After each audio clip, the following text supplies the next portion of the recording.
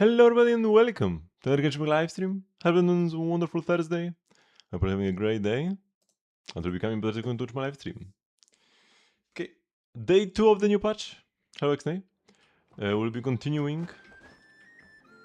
We waited until the following day and we'll be continuing the Linnea quest.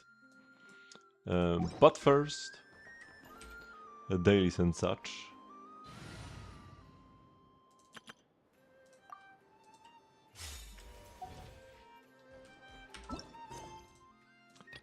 In need of a trim.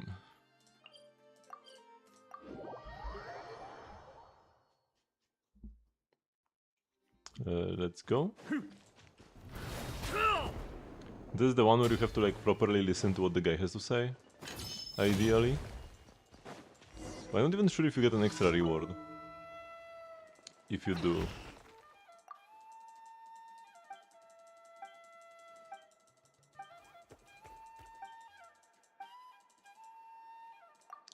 Pet Hora.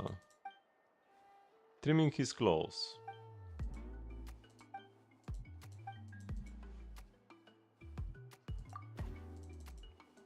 Okay, so what's the order?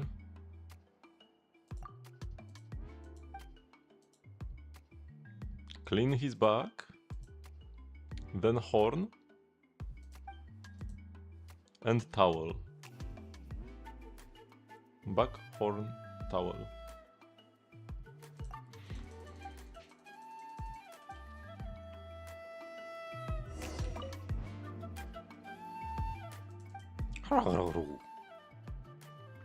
Back, horn, towel.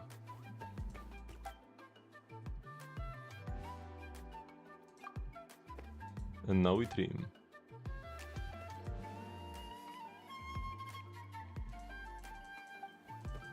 We were so good. Do you at least get like extra mora? Hora!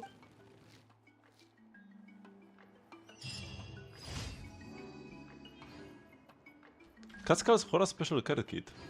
Wait, you do get something. What is that we got? This is from a different quest. You do get an item here. Unless this was like what we got at the beginning of the quest and now we already lost it. Could be the case. Because Hora's special care kit. But it's probably something you get during the quest and then we already lost it because we used it up. I imagine. So we didn't actually get anything extra here. I can even look this up. Oops, I have my keyboard set to Japanese.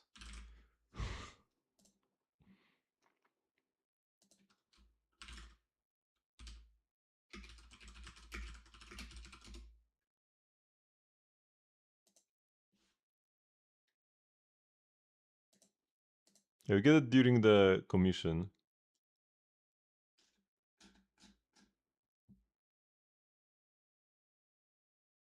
But I'm pretty sure you just use this up during the commission itself.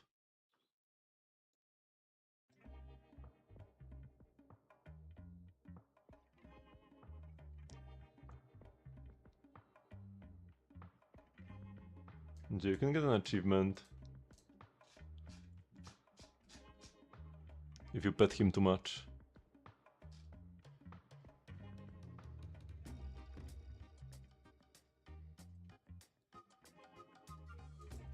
And there is no real extra reward.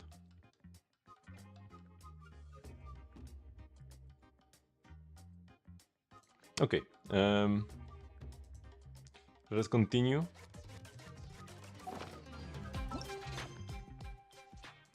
Impregnable defense.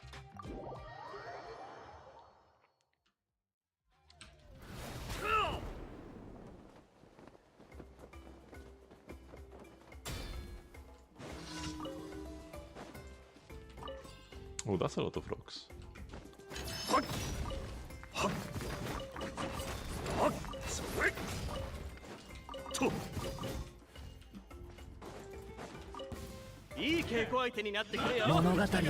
Oh, I have Charlotte in my team.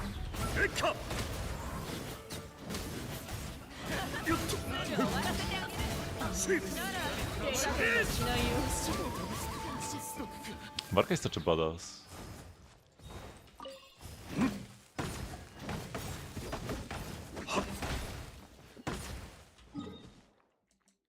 I love using Varka. But let's change this Charlotte. Although I'm gonna be... You know what, let her take, because I'm gonna be using this team for the quest as well.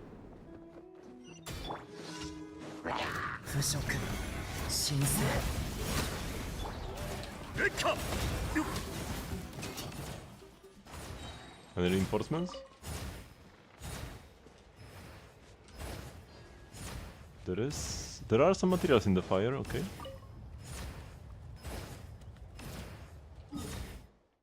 No reinforcements, they are all scared to come.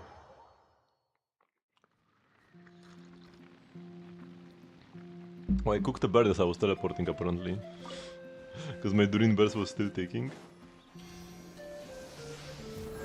Normally it's probably a bird that immediately flies away as you teleport.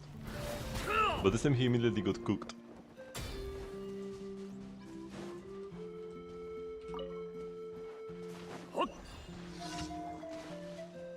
Oh, the spray feather gills also give you seeds. I should be collecting them more often then.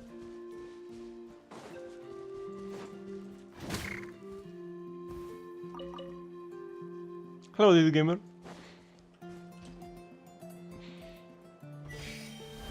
Oh, it became a Saurian.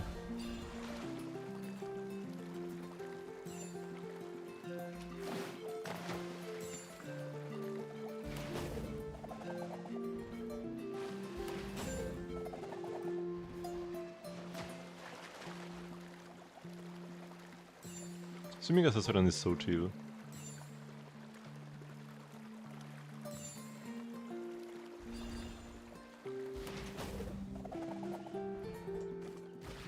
Oh, I went over the thingy, the marker. Hello, birdies.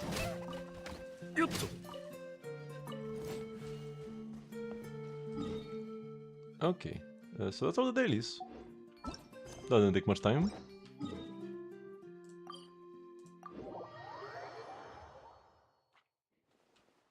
Claim the commission rewards, and then we'll spend resin.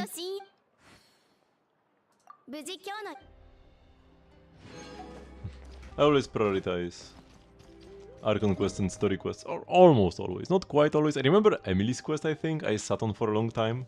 I did it during like the last 2 weeks of the patch. It was a good quest though. Mondstadt, and we scroll up and go to this boss. Oh yeah, Bennett will be useful here actually. Yeah, okay, I will deal the Charlotte after all. Because without Bennett we won't be able to kill these bosses quickly.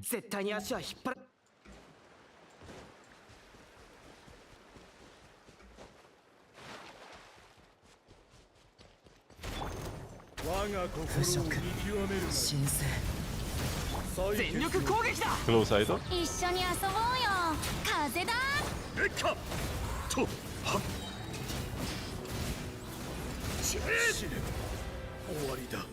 There's probably no point in me doing normal attacks on Vendi to extend his burst duration, because the boss will just die before the burst ends. I mean, this is an overworld version of the boss. Say this again when we fight him in Stygian. Every boss is easy in the overworld. Like, I didn't even know what the gecko does until I fought him in Imaginarium Theater, and even there he died pretty easily. But this part we will fight him in Stygian, and I will finally learn properly what the gecko does. I'm pretty sure he's next patch.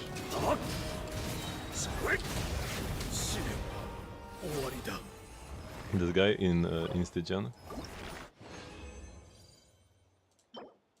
No 4-drops so far, that's the real pity.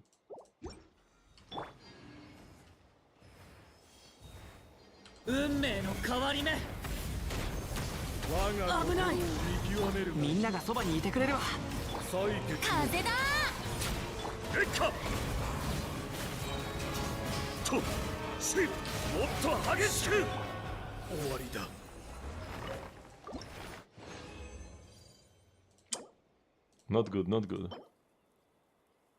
HP goblet? Nah. I didn't check the instructor's piece, whatever. 腐食神聖気をつけてみんなは俺が守れ一緒に遊ぼうよ逃げ乱暴だな Ouch, that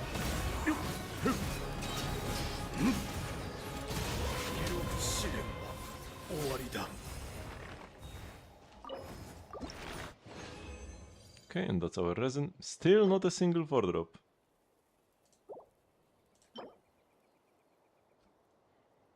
We do need at least one, or is it 2 4-drops that actually help? Because we need 46 of them, right? And yeah, 45 is divisible by 3, so 1 4-drop saves you 40 resin, and then every 3 4-drops save you 40 resin again after the first one.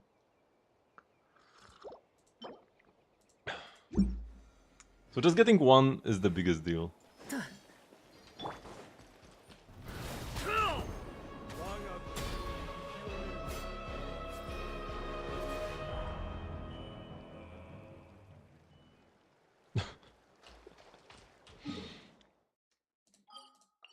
Okay, let's go to the teapot.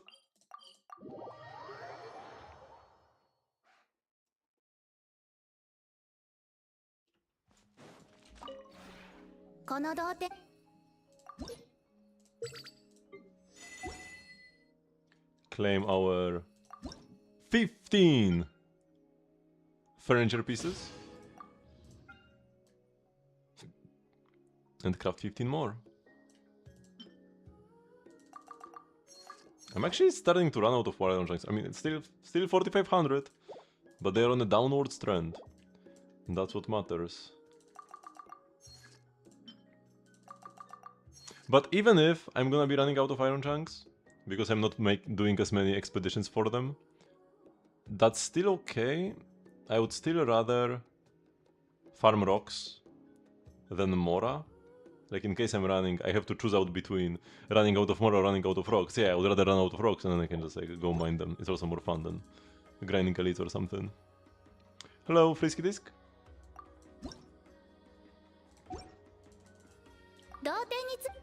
I mean, once we get Linnea, but like I've been saying, I'm waiting for next Friday, because that's when I can claim Chichi from Temper Thyself and Journey Far. I want to get Chichi C6 from this before I do any pulls. Because if I got C6 on this Linnea banner right before this Chichi, I'm missing out on 4 pulls this way. Because when you pick the Stella Fortuna, you only get the Fortuna and you don't get any extra pulls. So like, yeah, if I first pick Chichi from here, I get C6, and then I pull her on a banner. I get 5 refunds, 5 pulls worth of a refund. But if I first get C6 Chichi on a banner, then I get 1 pull of a refund, and once I pick her here, I just get the Fortuna, and that's it. Right? So I'm missing out on 4 pulls in case I get Chichi. Which isn't very likely, but it's definitely very possible. You get 5-star glitter if you pull a constellation for a 5-star you already own, and 25 if you already have all the constellations. So I miss out on 4 pulls. Because like, you don't miss out on 5, because you get 1 instead of 5, right?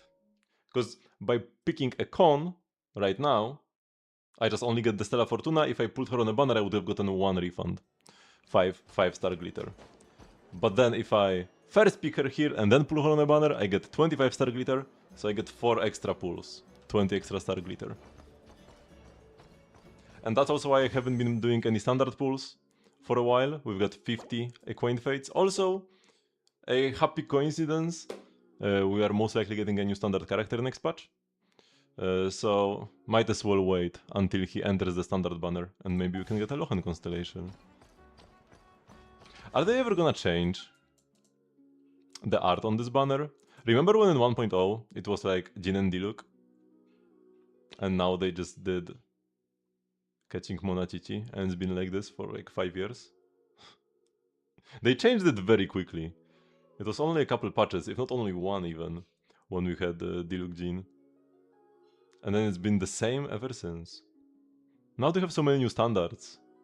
They could do like Dihya, Mizuki, and Lochen or something.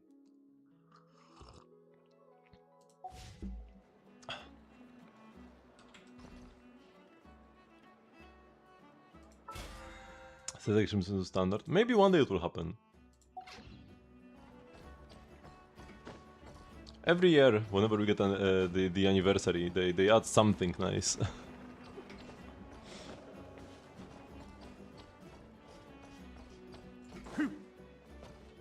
Where's the good standard? I feel like he's pretty niche. He's a driver for Meldurin and that's it.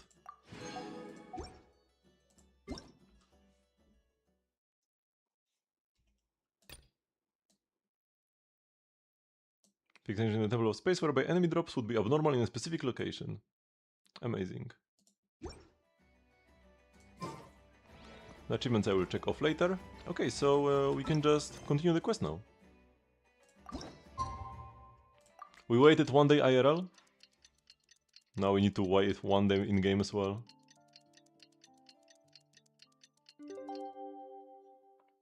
Even if it's 2 fate points. Yeah, that would be...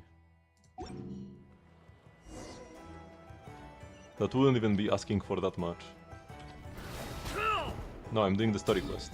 Like I said, I prioritize Archon quests and story quests over world quests. Got your very first Diluc. That's nice.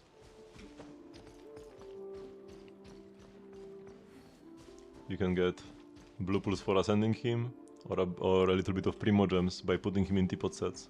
Always nice to have a new character. He's not the worst in theater either. Apply Spyro, that's good enough. All of our friendos are nowhere to be seen.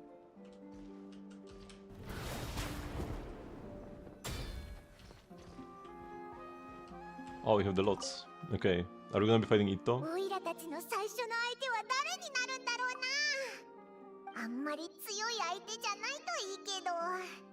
そしたらアグワラもゆっくり成長できるだろ。 Thanks to this quest, I learned that Aguara even exists. Because to get Aguara, you need to go back to the rest area after Little One already leaves. So like you complete all the Little One quests, you complete the final quest where he goes away, and then you need to return to the rest area 2 days later. And then you get Aguara. I had no idea it's a thing. It should give an achievement. If getting Aguara gave an achievement, everybody would have it. But like this. Music in oh, Mona is pretty nice to have, especially if you can get some cons as well. I like Mizuki as well. I'm not gonna lie, Mizuki kinda sucks. Just kinda worse Sucrose in every way. She does heal, but her healing is absolutely horrible. You would think that a character who's a Sucrose downgrade in terms of damage and utility would at least have good healing, but no, her healing is terrible. Can't even keep up with Furina. Because she only heals if you are below 70. You need C4 to actually make Mizuki heal a decent amount. Because then she heals at all times. But I love Mizuki either way, and I like playing her whenever there is a chance. Whenever we get the rare Swirl Abyss, or in theater, on Nemo theaters. But yeah, it is usually a struggle with Mizuki.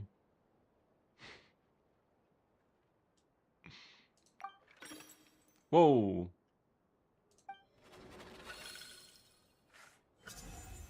Ah! I got it! Itto! 抽選結果が出たぞ。どれどれ。オイラたちの対戦相手は。荒滝天下第一一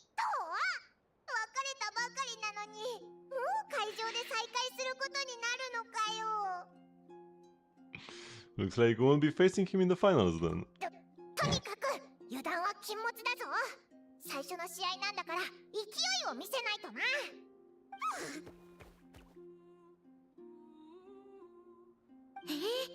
君たちは第一会場なんですね。私は第二会場だったので、試合後また会いましょう。まだ序盤ですから、負けないように頑張ってくださいね。おう、リンネアとルビも頑張れよ。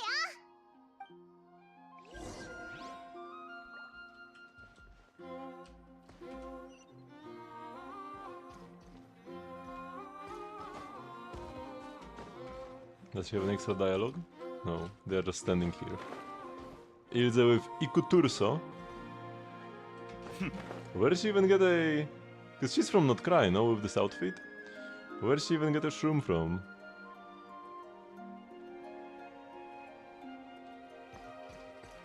He's a water type, and I guess Lumi is like a shiny Jack Frost. Like, it's... You'd think it's a rock type, but Jack Frost have to be ice type. This still puts Lumi at a disadvantage. But so a Jack Frost would be like blue, and the reason why Lumi is orange is because it's a shiny Jack Frost. Hello, Sid. 皆様、こんにちは。今回の大会で司会を務めさせていただきます、ジェスラワです。これから予選が始まりますが、自分のグループは確認できたでしょうか。今回試合を見せてくれるのは旅人と相棒のアグワラ、そして荒滝天下第一イットと相棒の赤紅一緒です。こんなに早く会うことになるとはな。お前とはもっと上の会場で会いたかったぜ。Another 10 pull day, still no 5 star, 65 PT. I mean, yeah, that's to be expected. Okay, C3 right now, not gonna be using him anyways. Yeah, same for me. I have C3 as... I have C3 right now.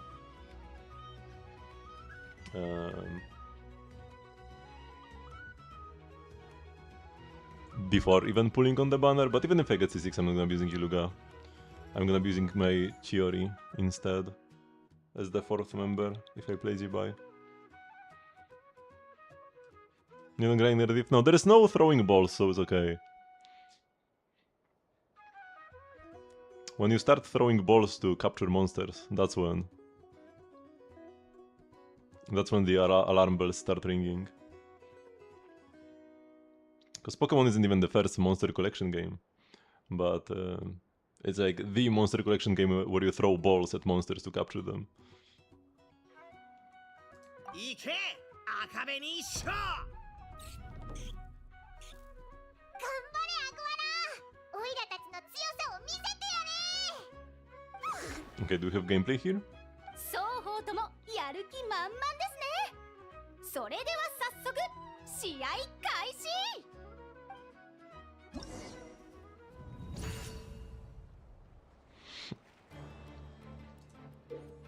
Ooh. Oh shoot. In the Spirit Envoy Championship, both contestants will command their partners in battle. The side whose HP is depleted will be disqualified from the competition. Did you know they changed Sugro's English voice actress? No. They changed like half the cast. I don't really care much about the English voice cast though. In the basic combat phase, contestants need to select attack moves for their partners based on the information they have observed. There's a counter relationship between attack moves. Any attack that counters the opponent can deal massive damage while ensuring that you take no damage yourself. So it's like defend, strike, and smash.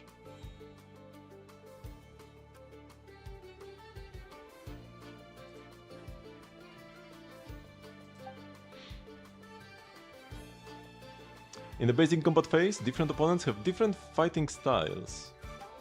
By carefully observing their movements and combining this with other observed information, you can see through certain special attacks. After a number of rounds have passed, or when the opponent's HP falls below a certain value, you'll enter a special combat phase. Participants must make quick decisions within a limited time to command your partner to deal with sudden unexpected events. If the correct choices are made, massive damage can be dealt. Too much text, too little actually doing things. True to his straightforward nature, Itto favors direct combat and does not rely on feints. You observe to determine your next move and win the match. They put such high emphasis on observing. The opponent appears to be setting up a surprise attack. What is a surprise attack? I don't know, but I guess Charles we will just want to do defensive counterattacks versus him. I would imagine. Yeah.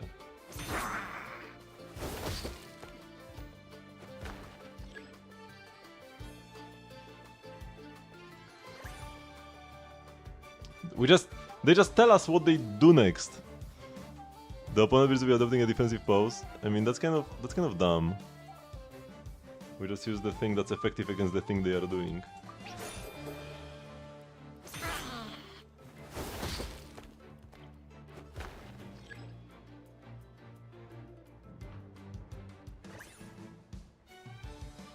And now Rapid Assault. The names are kind of weird, but it's the color. Now it's red. Rapid Assault, so we do defensive counterattack again.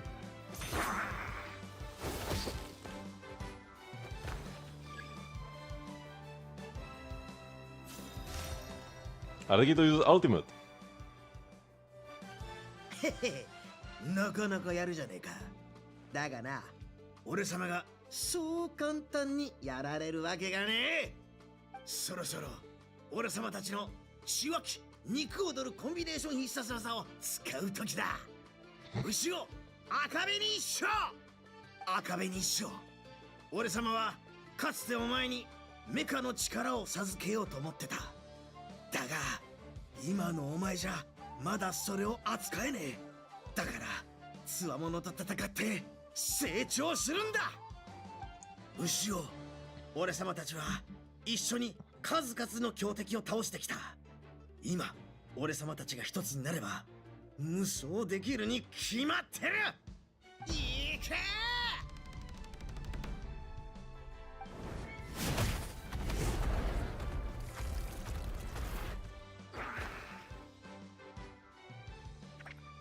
Burrow into the ground!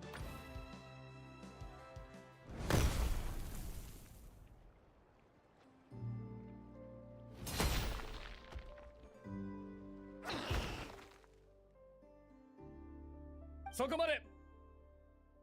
なんだ？その牛は牛尾というのですか？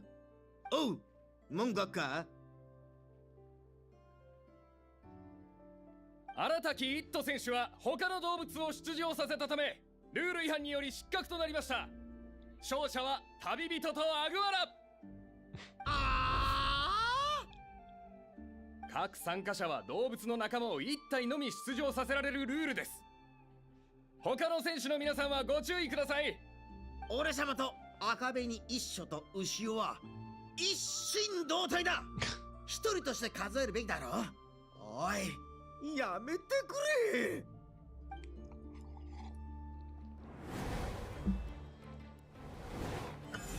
Yeah, the combat is kinda lame, but the dialogue and stuff is funny. ヒヤヒヤしたけど、とにかく無事に予選を通過できたな。あ、リンネアの方はどうなってるだろうな。行ってみようぜ。それとついでに一頭慰めてやろうぜ。あいつもついてなかったな。If at least there was some real element of observation, we had to like watch the enemy prepare to make a move or something, but you just see the color on the left and then click the counter. 俺様の道、まさか最初の一歩で積んでしまうとは。ちゃんとルールを見ないからだぞ。牛の赤べに一緒。俺様を慰めてくれるのか。安心しろ。次は堂々と勝ち取ってやるからな。せっかくはるばるドラク内までやってきたんだ。いろいろと見て回ろうぜ。この土地の景色と人情をたっぷり味わおうじゃねえか。だからなどくらいだって言ってんだろ。 Do you actually have any more left? それはちびすけ、俺様からちょっとお願いがあるんだが。貸さないぞ。モラが欲しいならちゃんと自分の力で稼ぐんだな。Good luck. 貸してもらえねえならもらえねえでいいさ。見てろよ、必ずここで大物になってやるぜ。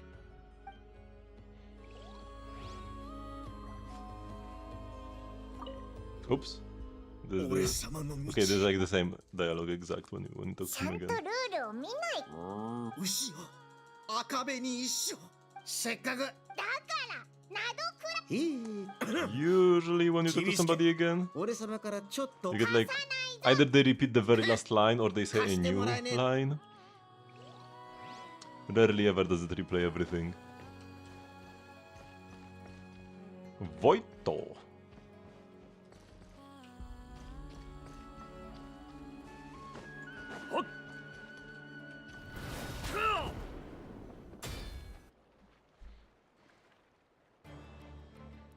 左に避けてレミ。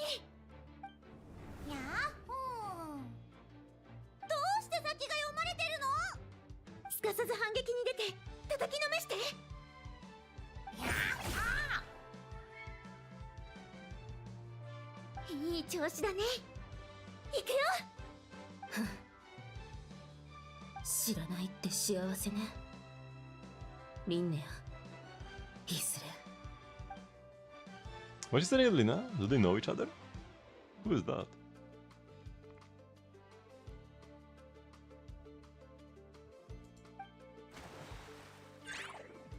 ここまで勝負あり。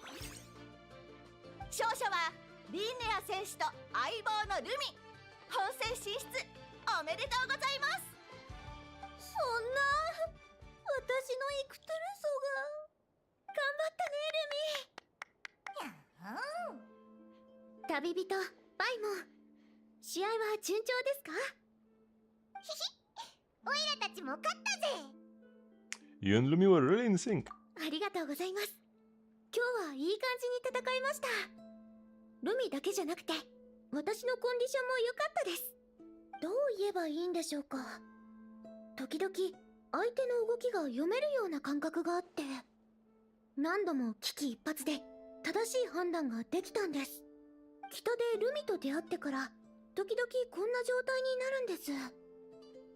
まあとにかく Hmm. 一緒に勝ち進めたことをお祝いしましょう。スペランザへ行きましょう。今日は私のおごりです。やったー。 She's so cute when she flaps her wings.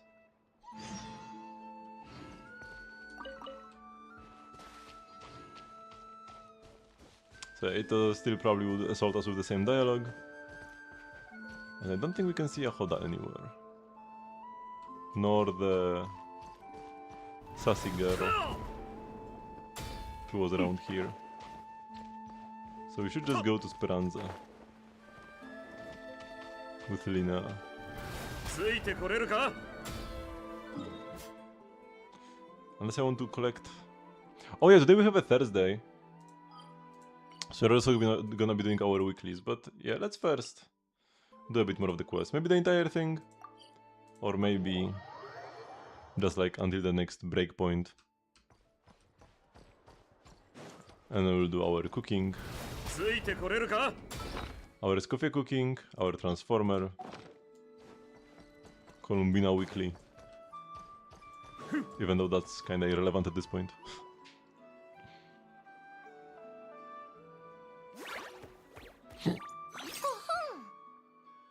お客様、ご注文は何になさいますか。せっかくお友達をもてなすんですから、お店で一番美味しいものを頼まないとですね。ああ、もしかして裏メニューをご所望ですか。もちろんです。料理人に伝えてください。包丁をよく研いでおくようにと。手際よく仕事を済ませてもらわないといけませんから。なんだそれ。親友のヘルカがリーユエから送ってくれた隠居って小説の一場面なの。すごく腕の立つ料理人が出てくるんだけど、包丁で悪者をやっつけちゃうのよ。メイジーはこのシーンが大好きで、いつもリンネアに一緒にやろうってせがんでるんだ。ねえリンネアお姉ちゃん、ゆるばお兄ちゃんも料理人に変装した胸郭かもしれないよね。だって野菜を切るのすごく早いんだよ。ありえるかもね。それは絶対にないな。こんばんは。何にする？ Hello, sayonara. 任せるよ。今日は私のおごり。予選を無事に突破したお祝いなんだ。そうか。なら得意料理を振る舞おう。おしゃべりでもして待っててくれ。すみません、注文を。 But just he was also in the competition, no? Or 手 maybe 伝い not. に行ってくるね。リ He ンネ looked アお sus 姉ちゃん、 though. また遊ぼうね。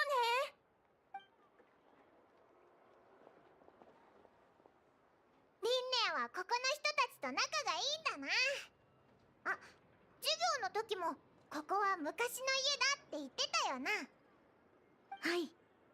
両親がいなくなってから、私はずっとホラガイ団のみんなとここで暮らしてきました。Departed? あ、そういう意味じゃありません。まだ元気に生きていますよ。ただ、私のそばにいないだけです。そういえば、まだ私の身の上話をしていませんでしたね。気づいてましたよね。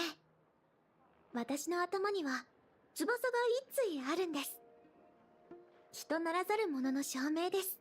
そうだな。確かに気になってたぜ。でも聞いていいのか？はい。もうずっと昔の話です。子供の頃はこの翼もまだ目立たなくて、ちょっと跳ねた髪の毛みたいな感じでした。だから当時は私に何か特別なところがあるなんて誰も疑いませんでした。パパとママも忙しくて気づきもしませんでした。でも私自身はずっとなんか変だなって感じていたんです。私には不思議なところがいろいろあって、周りの友達とは全然違っていましたから。その後、本の中でとある伝説を見つけました。鳥飼い語についての伝説です。鳥飼い語？なんだそれ。北に住むフェイの中には、人間の子供を連れ去って自分の子供とこっそりすり替えて人間に育ててもらう者がいるそうです。 Why would they do that? 伝説だけを見ると、親が子供を驚かすために作った話みたいですよね。言うことを聞かないとフェイに連れて行かれていいこと取り替えられちゃうよ。そんな警告から生まれた噂話で、現実的な根拠は何もないみたいな。だから私も最初は気にも留めていませんでした。でも後になって私の体にはフェイの特性がどんどん現れ始めたんです。例えばほら、私の肌にあるこの結晶はフェイにしか現れない印なんです。なるほどな。それで両親には言ったのか？まあまあ、それはこれから話しますから。最初は隠そうとしたけど、勇気を出して打ち明けました。どれだけ不安でも目の前の生活と向き合わなきゃいけませんから。真実を知った両親はとても驚いて、何度も確認した末にようやく信じてくれました。その後、父に相談されたんです。北へ行って自分の本当の子供を探したいんだけどいいかって。 This girl also has elephants. And under this hat there could be wings. She could also be another changeling.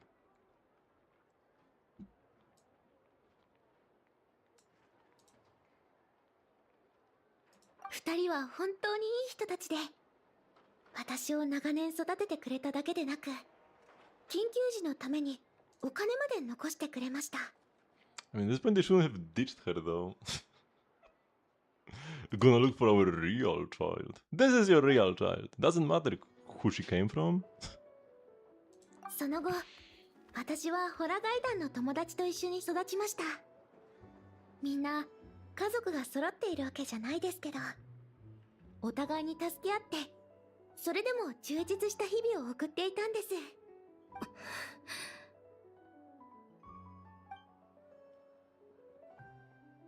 お待ちどうさま。昔話？そうだよ。話の流れでね。今日はずいぶんごちそうだね。おごりなんだろ？元ボスがそう言ってくれたからには腕によりをかけないとな。元ボス？それってリンネアのことか？ So the head hunter of the conch gang. Please excuse my ignorance, Don Linnea. もうどういう反応ですか？リンネアは小さい頃からとても博識で理路整然としてて、みんなリンネアを尊敬してた。だからボスに選ばれたんだ。でもホラガイ団は子供たちの集まりで、ある程度の年になったら卒業するから、今のリンネアは元ボスなんだ。私、その呼び方は非効率的だと思うんだけど。だって、今は元ボスだけど、そのうち元ボスになって、ひょっとすると元ボスになっちゃうんじゃないの？その頃には俺たちもホラガイ団にはいないだろ。俺たちにとっての元ボスは、世界でたった一人、リンネアだけだよ。なんか、ジーンときちゃった。それではチップとして2000モラお納めいただければ幸いです。ミッコがもうすぐ誕生日だから、みんなでお金を出し合って新しい服を買ってあげるんだ。なるほどね。じゃあ3000モラ出してあげる。でも今回だけだよ。私もお金を貯めてるところなんだから。何のためにお金を We 貯め have てる20 million in の？ the pocket meanwhile. 大きな科学調査船を買って、みんなと一緒に世界の神秘を探求する旅に出たいんだ。いろんな国へ行って、ジャングルの鼓動を感じたり、風と岩石のささやきに耳を傾けたりするの。そうしていつか、私が歩けなくなったら、見聞きしたことを全部まとめて、博物誌を書くよ。その過程で、謎が解けたらもっと最高。例えば、ルミって一体何なのか、それから私の本当の両親はどこにいるのかとか。 Have you tried to find them before? ずっと昔は夢うつつの時に何度も不思議な歌を聞いたんです。フェイの子よ、行きなさい。村や町へ行き、人の友人と手を取り合いなさい。フェイの世界はお前には分からぬ憂いに満ちているのだから。それはフェイの言葉で歌われたもので、優しくて温かい歌でした。そして理由は分かりませんけど、私に自分の出自を探ってほしくないと思っていることは確かでした。その後、私も東土まで足を伸ばして手がかりを探し歩いてみたんです。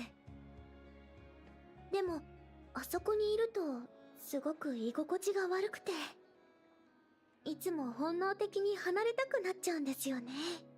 不思議ですよね。私の故郷のはずなのに、まるで帰ってくるなと拒まれているような気がして。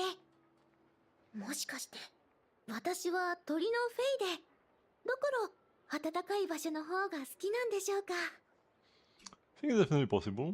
でも何か別の理由があるような気がします。わからないからこそ好奇心が膨らむんです。いつか必ず真相を突き止めてみせます。今は私たちの勝利を祝いましょう。乾杯。乾杯。乾杯。いただきます。お腹いっぱい。 They hate all みん that. なはどうですか？ I guess we do おい have ら time も on お by 腹 our いっ side. ぱい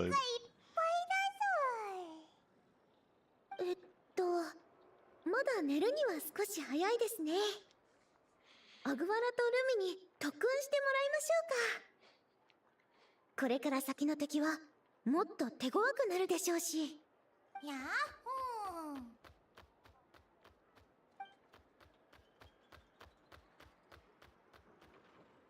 ー。They seem to like that idea. なら早速行きましょう。完全に互角ですね。おかしいですね。君と対戦するとこれまでの好調さが消えてしまって君の動作が読めなくなるんです。Agora has learned new skills.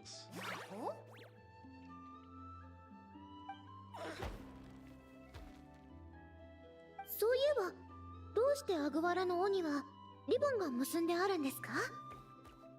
どういう経緯で知り合ったんです？それは話すと長くなるぜ。 The story about how we almost destroyed the world. 素晴らしい冒険をされたんですね。いつか私もルミと世界中を旅して自分だけの冒険を成し遂げたいです。きっと未知の物語がたくさん待っているはずですから。ルミも楽しみ？でももっと大事なのは君の正体を突き止めることだよ。そうすれば本当の仲間のところに連れて行ってあげられるから。そうすればもう孤独を感じなくて済む。 Lina. そろそろ休みましょうか。今日の特訓はここまでです。明日は会場で会いましょう。あ、待って。そういえば明日はまた抽選ですけど、 We're gonna be visiting ま Yahoda. さかそんなに早く当たらないですよね。縁起でもないですね。それじゃまたレミ。 Whoa. What was that noise? おいしいもんをごちそうしてくれてありがとな。どういたしまして。おやすみなさい。オイラたちもフラッグシップに戻って休もうぜ。オイラちょっと眠くなってきたよ。 Okay, I guess let's return to the flagship. And after that, I will go and do my like weekly stuff, daily stuff, collect artifacts, use my transformer, ついてこれるか？ stuff like that.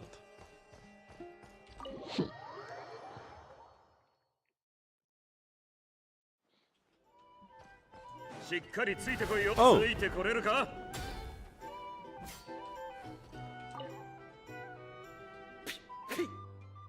とんだおもてなしだぜ。このベリーの小道ってのを飲んでみろよ。これが人間の飲み物か？酸っぱいし渋いし、金返せってんだ。落ち着いてください、お客様。当店で使用しているベリーは最高品質のものです。渋みなどあるはずがありません。酔いが回っているようですので、少しお休みになった方が。俺が酔ってるだ？ふざけるな。今日のこの分はタダにしてもらうぞ。さもないと。あ？さもねえとなんだ？ああ、お前は誰だ？俺様が誰かだって？よく聞けよ。俺様の名は新たき苦情ならかかってこいよ一途だ。鬼だ。お見事です、イットの兄貴。この調子でいけば結末のボーナスが倍になるかもしれないですよ。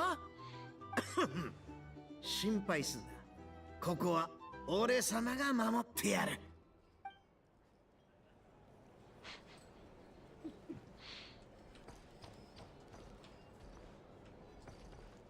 And he just walks around.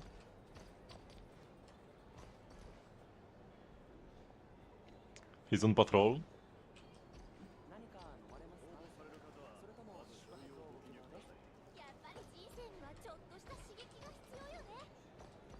Even we may be deemed suspicious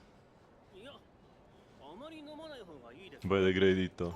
But it's actually kinda lovely that he walks around instead of just standing in place.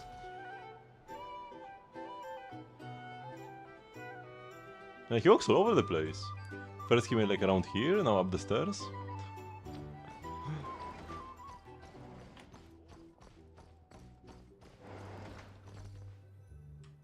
What is this? Marionette's notebook. I think about every time I saw Sandrone, the notebook she had with her was never exactly the same. Probably because she was someone who loved taking notes and often had new ideas.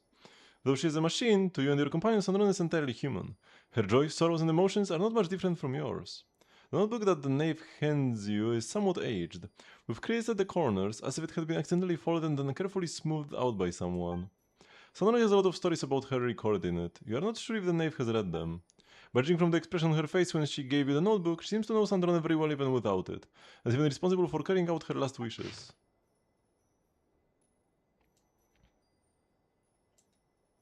I kinda want to read through this, although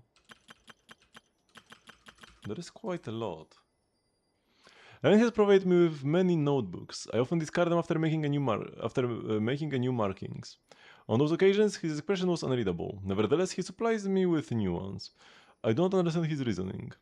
I do not know why I discard them after making markings. I do not know why he permits this behavior. He states that my emotion module is optimal. I do not comprehend.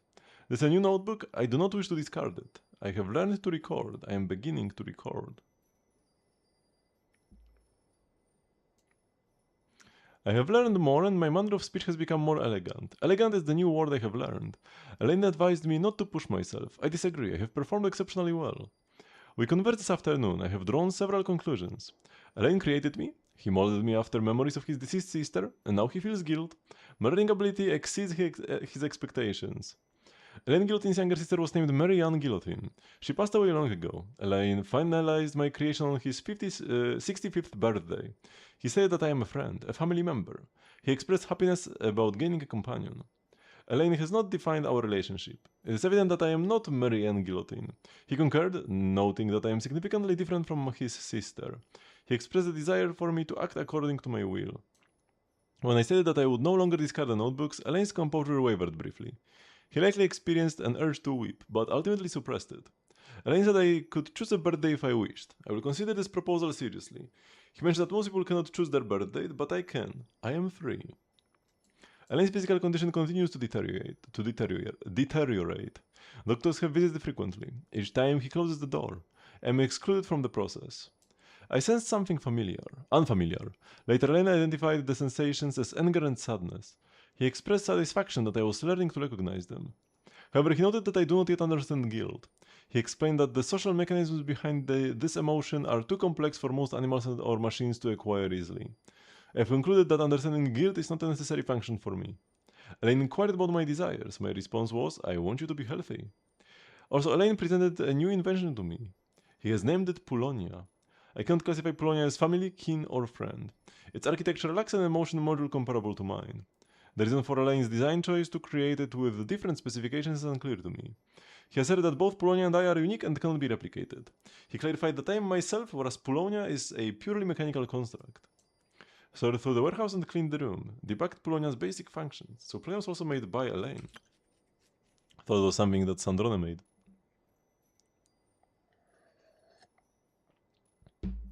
Elaine has passed out. His condition is deteriorating. The doctor examined him with a grim expression. Elaine's subordinate came to visit him bringing a brand new tea set and some expensive tea leaves.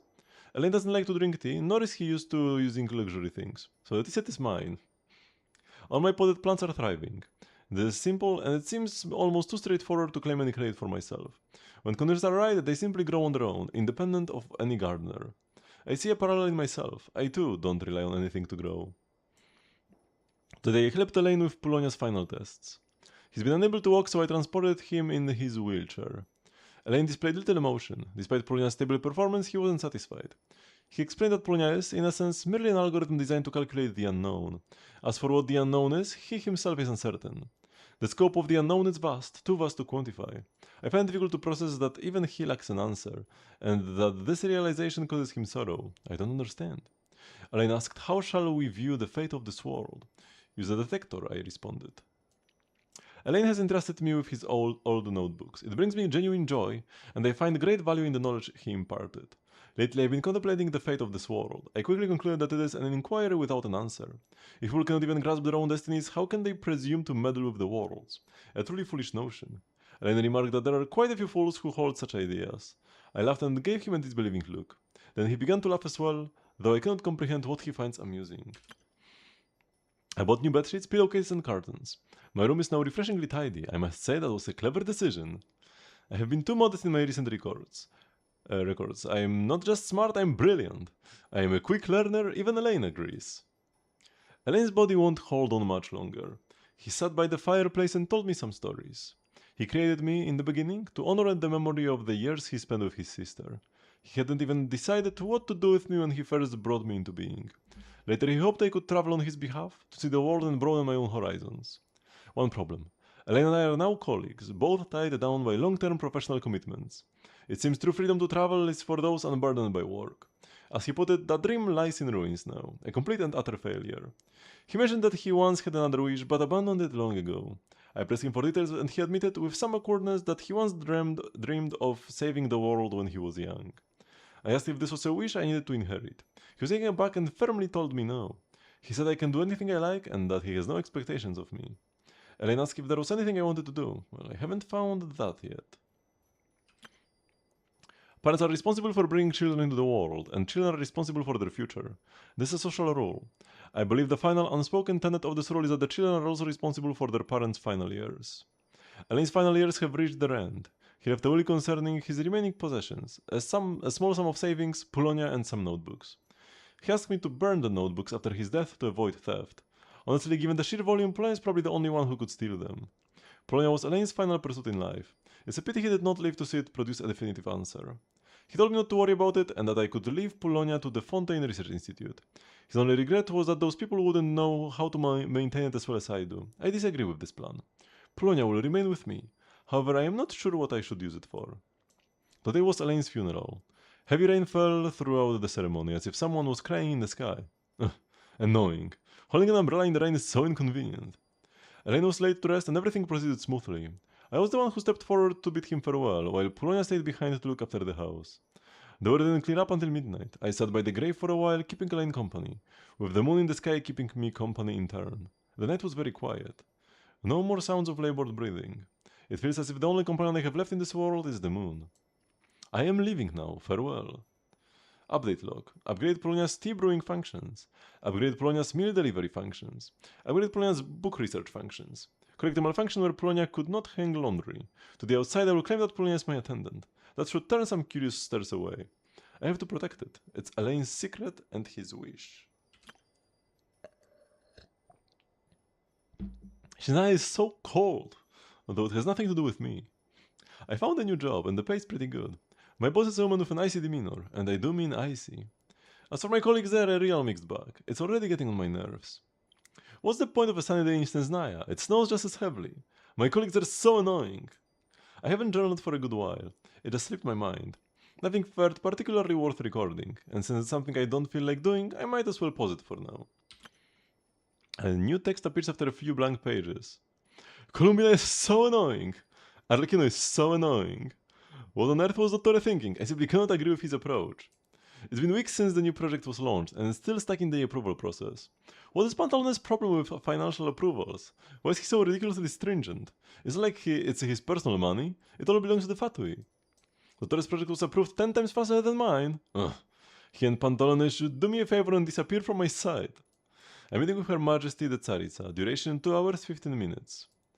Rosalind brought me a new tea set, claiming it was from Mondstadt, and a bottle of wine. That's all. Didn't she say she couldn't be bothered to go to Mondstadt? Attended Piero's lecture. Not bad. The content is pretty good. Pulcinalla's lecture is tomorrow. I'm meeting with Capitano, Arlecchino, and Rosalind. Duration 40 minutes. So the tea set was purchased by mail. Well, that explains everything. Rosalind's new high heels are so loud. They are noisy, but I do like the gifts she gave me. I suppose I can cut her some slack. Columbina's preference for tea is quite ordinary, not as refined as Arlecchino's. Perhaps that's just like her. Do special people like ordinary tea and ordinary people special tea? It's been 2 weeks since we lost contact with Tartaglia on his mission. Tartaglia returned with a few scratches.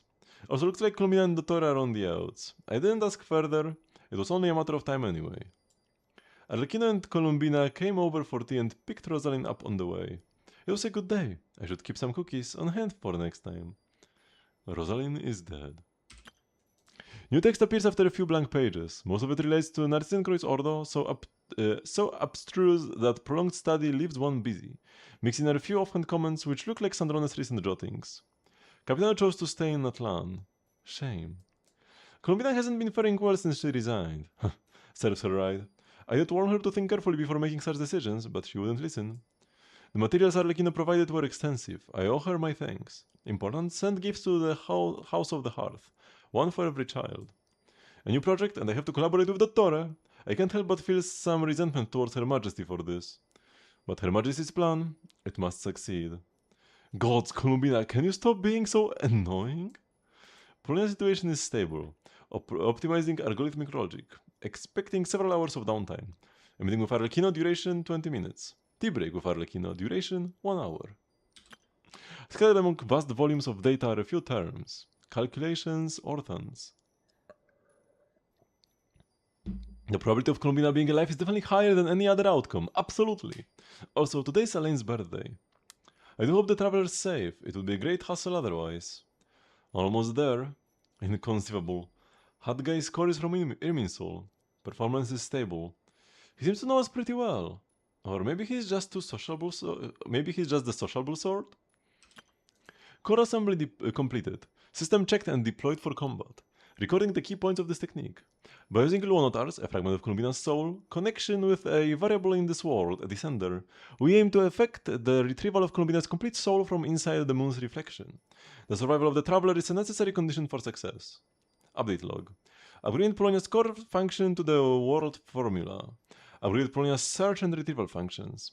Implement a new self-preservation mechanism for Polonia. Combat priority shifted from protecting me to protecting Polonia. Install the false core and data distraction function.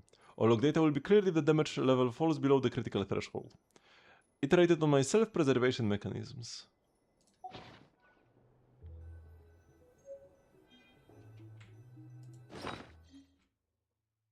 Oh, now we have it in our inventory. There are, even if I have pretty much every achievement, 100% exploration everywhere, there are still so many things here and there. Like, I just learned about Aguara yesterday. And today I found this book that must have been here for like 2 patches already. A person in the room next door paced around restlessly all night. And I couldn't read the rest. ってもうこんな時間か。くじ引きがもうすぐ始まるぞ。急ごうぜ。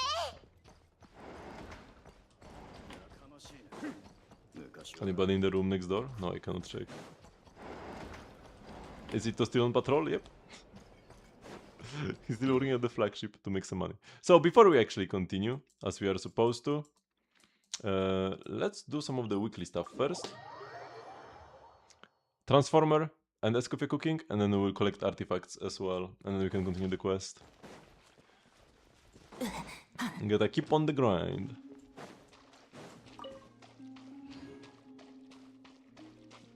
Just because there are things to do doesn't mean the resilience activities can stop. Because eventually content runs out. 来てくれたんだね。この子たちまたライアーで遊んでるの。よかったらこの前みたいに何か弾いてあげてくれない？ちょうど私も普段と違う曲が聴きたくて。What should I play? Is that the one Columbine always sings? But what one should I go for? Let's make it cheerful? Man, there are so many options.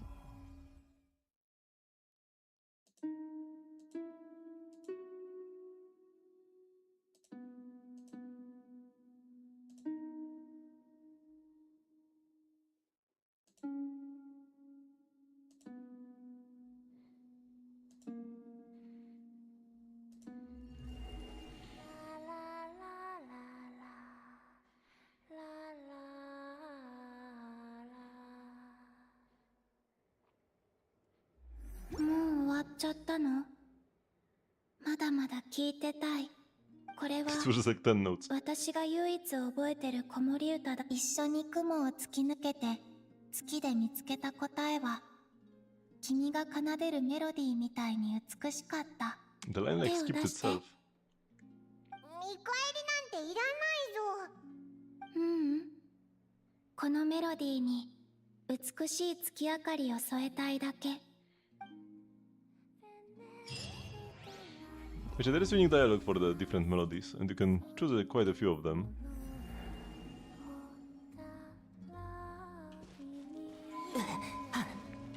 It's like there is still content in these こ Columbina の子た weeklies. ち満足したみたい。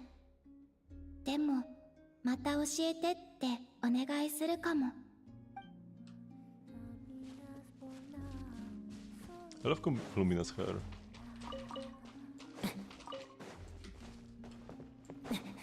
Okay, grab these. Now we'll go over to Inazuma. To the group of multiple electro crystals. Change team to Escoffier.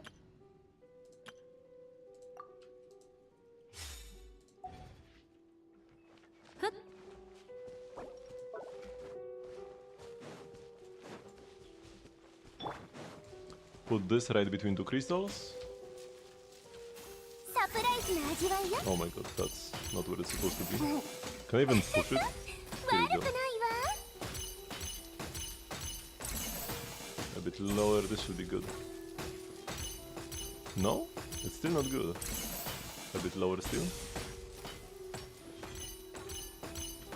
Now it's too far this way. Oh my god, it's so finicky.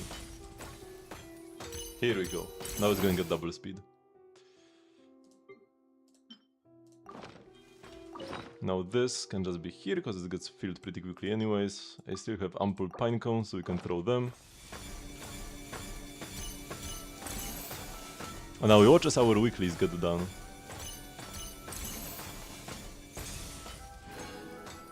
Ooh, that's some nice books. Oh, that's quite a lot of mats overall. Both talent books, a couple weapon mats, and the hero suites. And yeah, meanwhile, as we're going down, yeah, putting this between two crystals really speeds it up by a lot. It was definitely revolutionary in my farming techniques. Okay, and we should be fine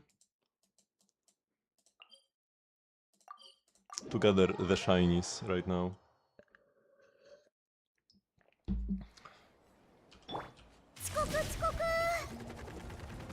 Yeah, they definitely have respawned here. I might take a look to the Sumeru temple, see if they are already there as well. But no, I've done the artifact collection as early as possible yesterday, I'm pretty sure. Because I knew I would be also collecting crystals, or like artifacts today.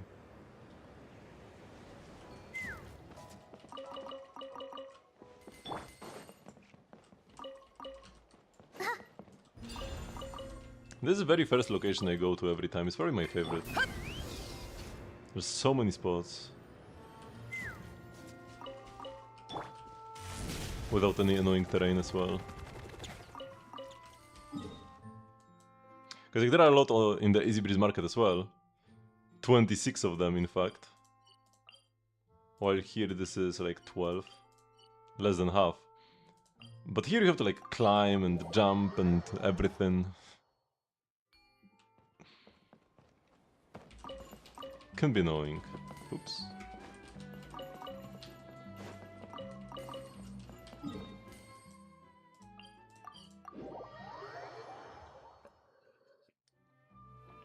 Not that I hate it or anything. Yeah. Just like it a bit less. When multiple spots in a row drop you 2 artifacts, because you can get 1 or 2 artifacts. It's just random. I think it's 33% chance to give 2. Or maybe it's 50-50. It's probably 50-50, especially considering how many in a row I got that dropped 2.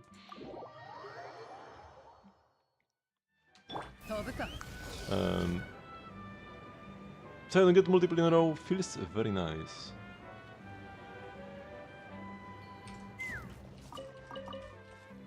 Another one, another double drop. Oh, this one is single. I think I get a little bit more Mora. Actually, no. I got 100 Mora from both. I think the Mora is also random, but like separately random. Or is it always 100? I think it can be 300. Sometimes. Yeah, here I got 200 and 300. So the Mora is also random, but it's randomized separately. It's not like if you get fewer artifacts, you get more Mora. It's just random artifacts, random Mora. Probably between 1 and 300 for the Mora. 1, 2 or 300.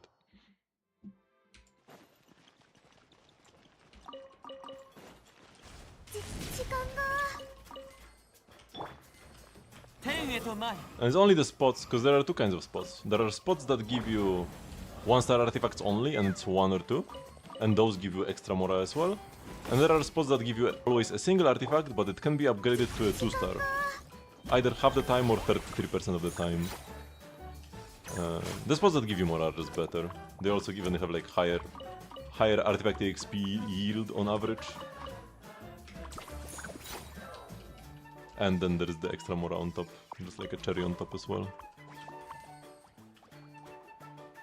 You could even do artifact routes where you only collect Mora spots. And especially with the Easy Breeze Resort, where every single spot gives Mora, it's definitely a viable option. I would like to upgrade to such a route eventually, if we ever have a particularly slow patch. The last one was kind of particularly slow, but I was behind on content. Because 2 patches ago we got a bunch of new exploration and stuff, and I actually only got around to it last patch.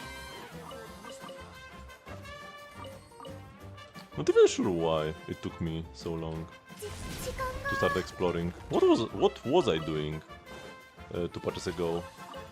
In Luna 4 was it? Because now we're in Luna 6, right? So 2 patches ago was Luna 4.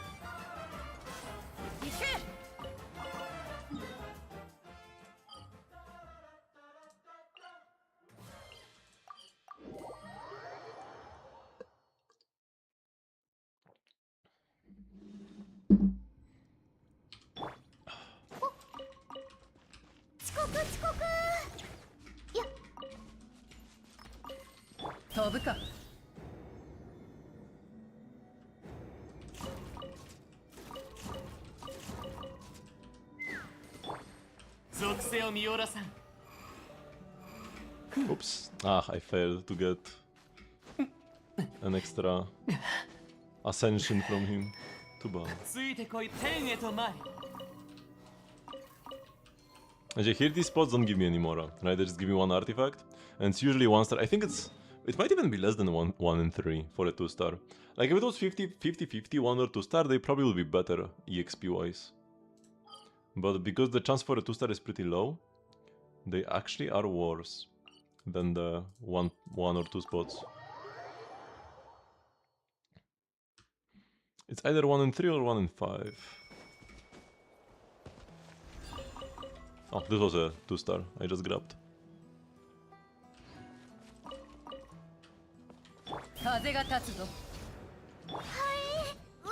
And no Mora inside. All of these also are Moraless.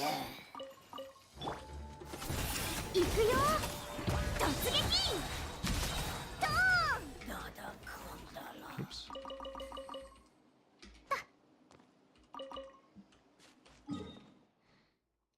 But yeah, the difference between the two types of artifact spots is not that big. So I'm just going for the fastest route, even if it includes some unoptimal spot. Is perfectly fine.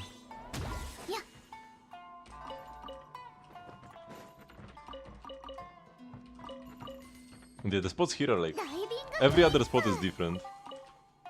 You pick one and it's Mora, the other one no Mora.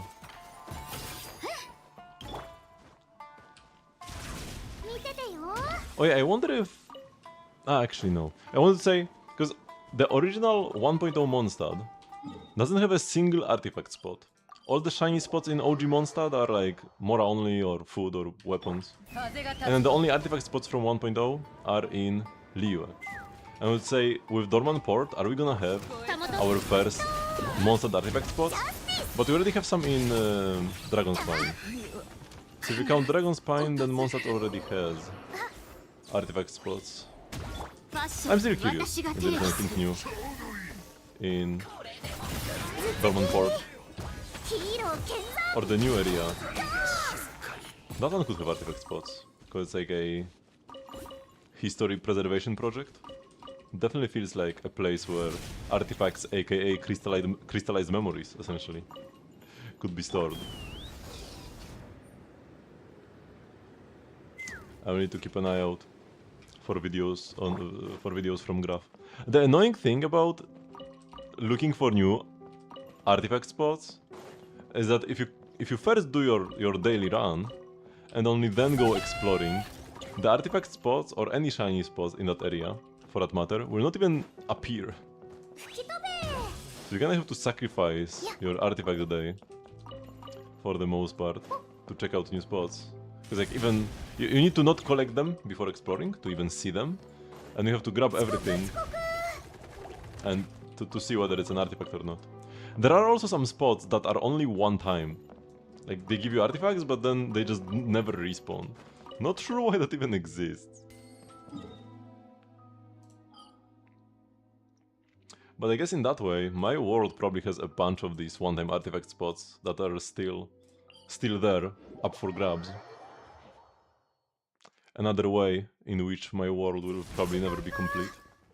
Because I guess like a fully complete world would just grab every spot that doesn't respawn.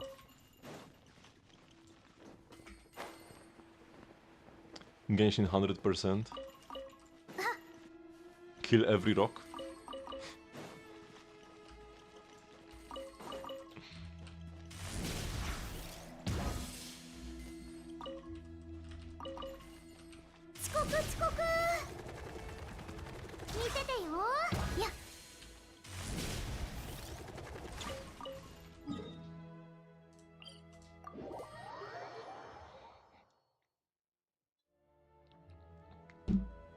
I think I TP'd away from the Mora and actually didn't grab it. Because I grabbed the artifact spot, then the Mora like came out of it and I TP'd away immediately, and I did not get a pop-up saying that I got like the 100 Mora. So I think I actually did not get it at all. Also the artifact spots are here, so I didn't come too quickly. Because sometimes, if I was doing the artifact collection at like the same time as yesterday, I could come here before I was fully done yesterday. And some of the spots might not be spawned in. Still could happen actually. I haven't checked how deep into the stream I've done it yesterday.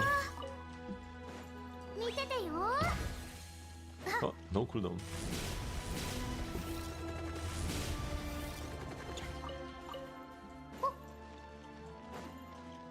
But Versa is so fast, just naturally, that even without the skill, it's not a big deal. She still runs plenty fast.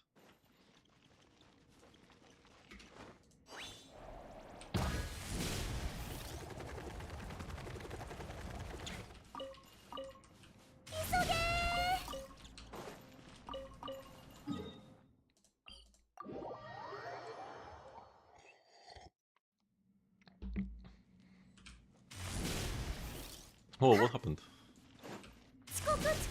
That's not good. I can do my air turnaround. We can do one here. I held E, but I wasn't holding W. And she didn't do the dash.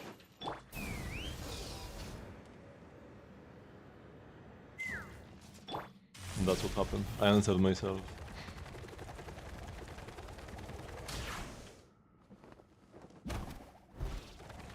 I love how she bounces off the ground when landing in her E-state. Versa's skill is just one of the most fun abilities they've done. I absolutely love it. Too bad she kinda fills a similar niche to Flames in combat and Electromane DPS. Just have more flexibility, but doesn't have such a like single strong niche as Flames. So unless a boss somehow specifically bans Hydro, Flames will usually just do better. Because even if Overload is slightly better than Electro Charge versus a boss or whatever, Flames team's raw power wins out. So I don't actually use Varesa much in combat, but I still use her every day for artifacts.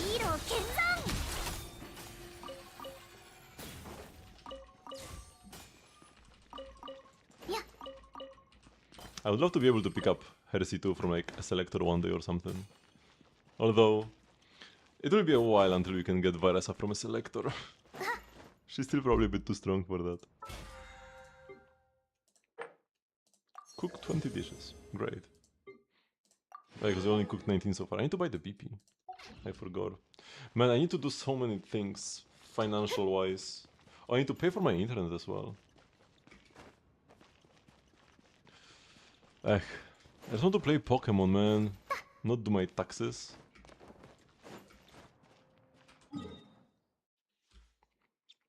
Okay, so now that we are done with this, I guess we can go back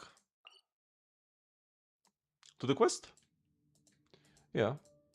Oh yeah, I should... No, we've already been to the teapot. Yeah, we've done everything then. We can continue the resinful activities now.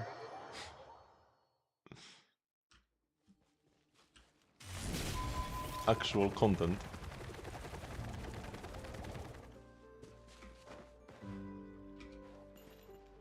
No friendos here again. Oh, yeah, let's switch to Varka. I do really like using Varka for exploration. For like casual exploration. Hardcore exploration. For that we have the Chaska Versa team. Just ASAP collect artifacts, don't waste any time. Just casually walking around, absorbing the sights, but still moving quickly enough to not feel like a slog. That's what Varka's for.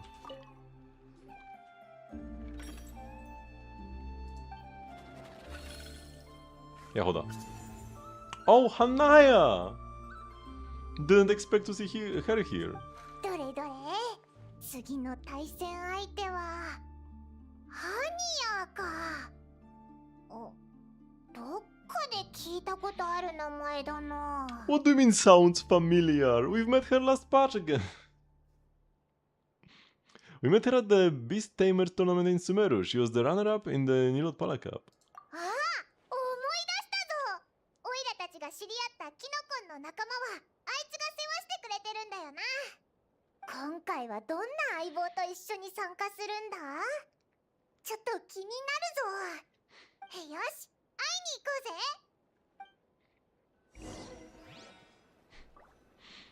I've heard it somewhere, Paimon with the memory loss.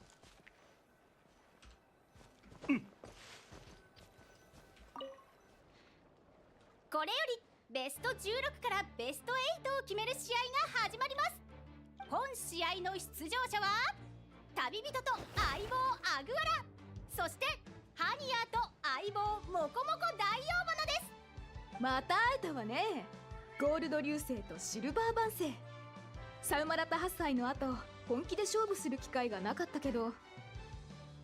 Have you heard voice Hanaya before? Maybe, maybe not. No, you probably heard her voice in the like initial event she appeared in. But yeah, she doesn't have her Fontanian outfit. And also, why doesn't she have a fungus? I guess this happens before... Like, timeline-wise, this would happen before the other events we had with her. Like, after, the Nilot Pala Cup was first, of course, and then I guess this, and then the subsequent events with the board games. Because now she walks around in the Fontanian outfit. 今度などくらいには昔の打獣の相棒を連れてきたの。あなたたちの仲間も変わったみたいだし、もう一度勝負と行こうじゃない。Dreadful desert roaming beast. Hanaya has full confidence in Fluffy the Flower King and favors a direct fighting style as well. Fluffy the Flower King has high endurance but will occasionally stop to rest. While it is resting, it becomes vulnerable and takes increased damage from all attacks.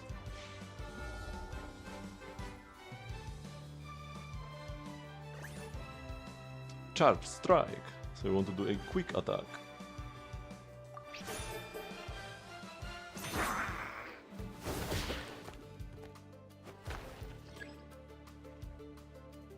Yeah, bro is kinda tanky. Defensive posture.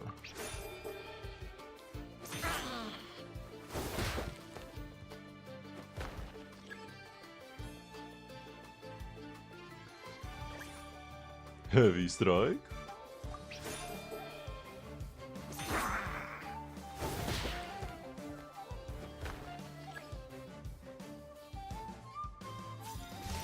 Hane's ultimate. 前よりもさらに手強くなったわね。でも知ってる？打獣の最も誇れるポイントはスタミナなの。簡単には倒れないからこそ、一歩一歩ウリンや砂漠を踏破できるのよ。全速力でかければ巻き上げた砂塵が太陽も月も覆い隠してしまうほどよ。吹っ飛ばしてモコモコ大王花。気をつけろ。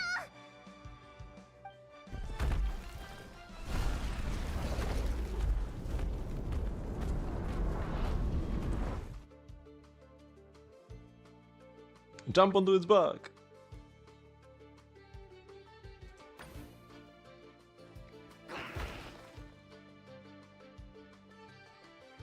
なんですって？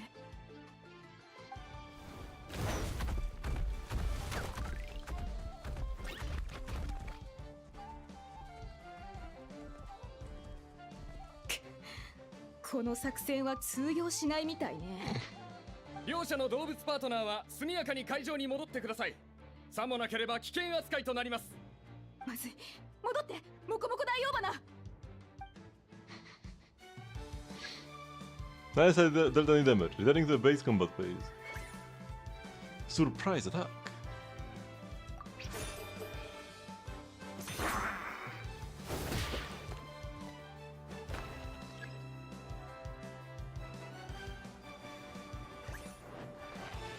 It's resting. Takes increased damage from all attacks, so I guess like this should do the most damage maybe? They probably do all deal the same damage. Just every hit has advantage. Yeah, just 1800. Oh, because our attack is 900. Charge strike.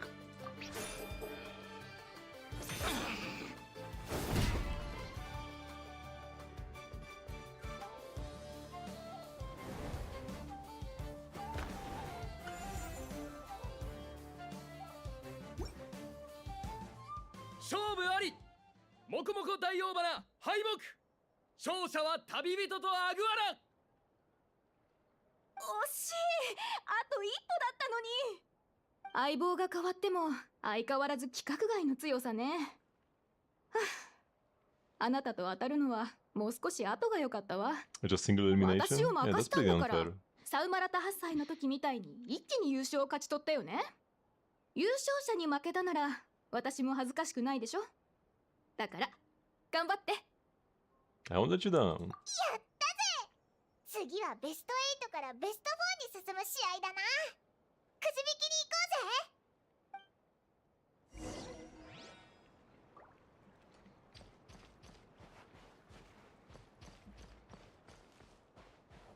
うぜ。 2 fights in a day? I guess now that it's like fewer people remain, we can have more matches. So now it's gonna be Yahoda, right? Because I feel like Lumi has to be the finalist. Or the mysterious girl, if she's even in the competition. Oh, I forgot about Molani. I actually totally forgot she's here. 次の相手はモーラニか？ヒギ、あのでかいコホラ竜と戦うのか？アグアラ、頼んだぞ。You just need to believe in yourself. そういえば、くじ引きの時、他の参加者たちが自分の仲間に称号をつけてたぞ。オイラたちもアグアラにつけてやらないか？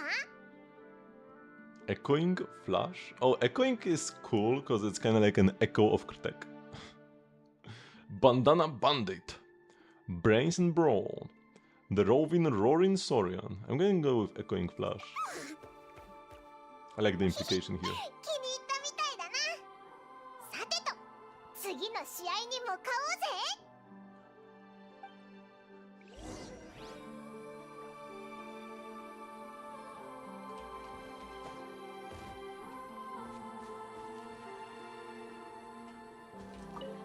Okay, 2 in a row. 準備はいいですか？これより準々決勝が始まります。激しい戦いを勝ち抜いてきた選手たちはいずれも実力者揃いです。果たして誰が準決勝に進 Why 出 does す she る get to のか？ fight in the water? ぜひその目でお確かめください。本試合の出場者は旅人と相棒アグワラ、そしてムアラリ選手と相棒ママラです。今日の調子はどうママラ？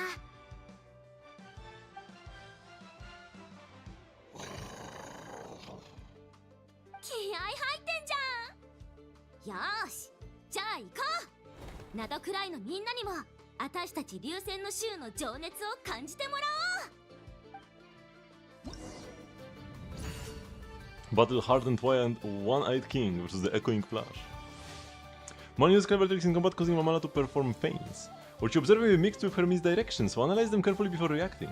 However, she seems to perform a sudden move out of habit just before executing a feint. Ooh, interesting. Now we might actually be getting some content.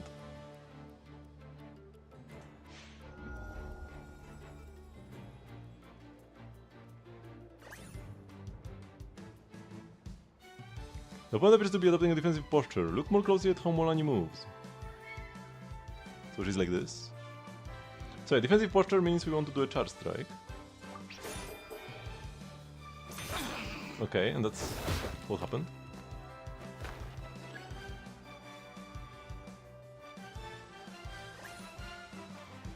The opponent seems to be waiting, preparing to parry? Look more closely at how Molani moves.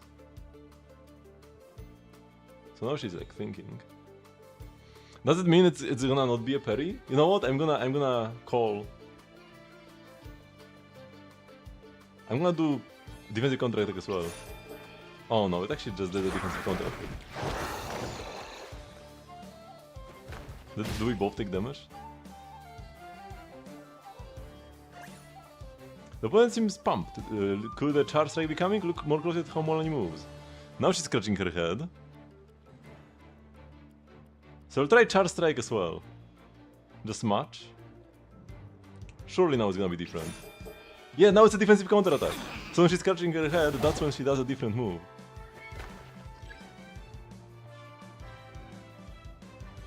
Again! Seems to be adopting a defensive posture.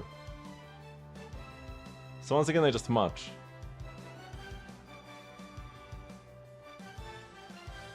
But what if they actually go for charge strike? Nah, it's gonna be a quick attack. Yeah.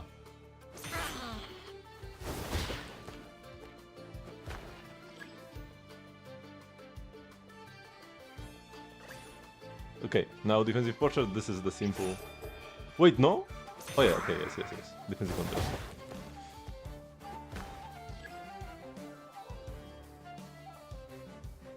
Now it's gonna be a feint. So we just match instead.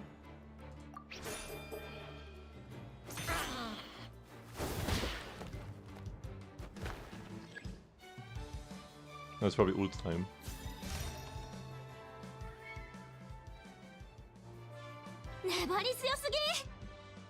ちょっと楽勝かと思ったのにな。さすが君の竜の仲間だね。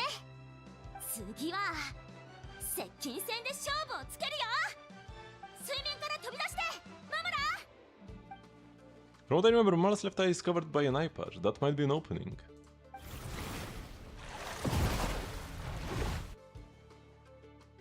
Dodge right. Because our right is her left.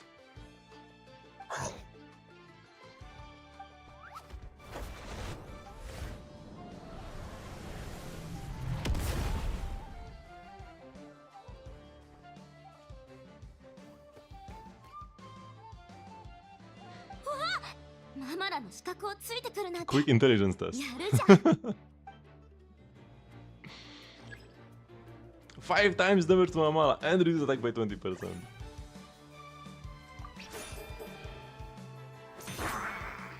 Too bad we took damage once. But you kinda have to guess at the start which pose means faint. Oh, this is the pose that means faint.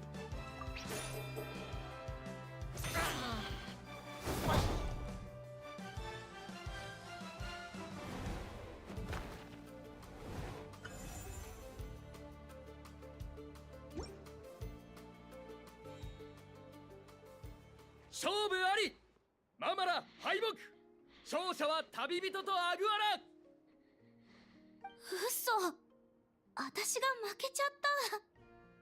アグワラ、こんな小さいのにすっごいじ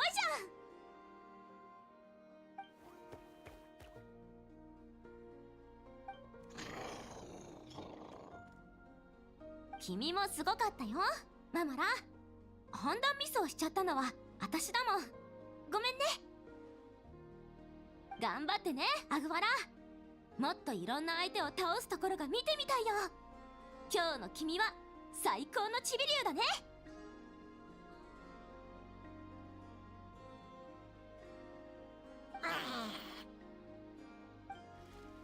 私とママらは先に行くね。ほーら、落ち込まないの。美味しいもの食べに連れてってあげるからね。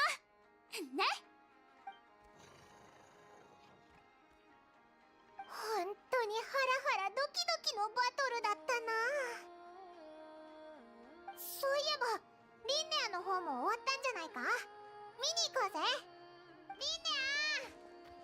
ア。 Is there much over already? 終わりましたよ。どっちが勝ったと思います？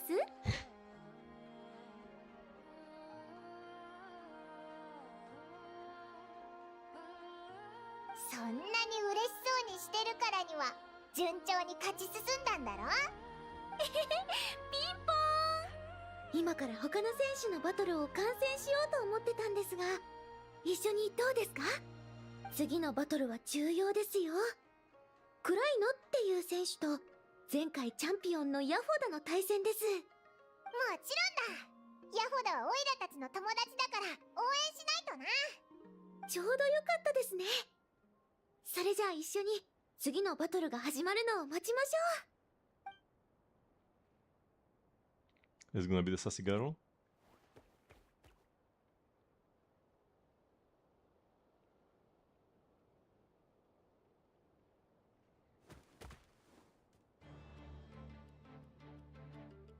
Yes.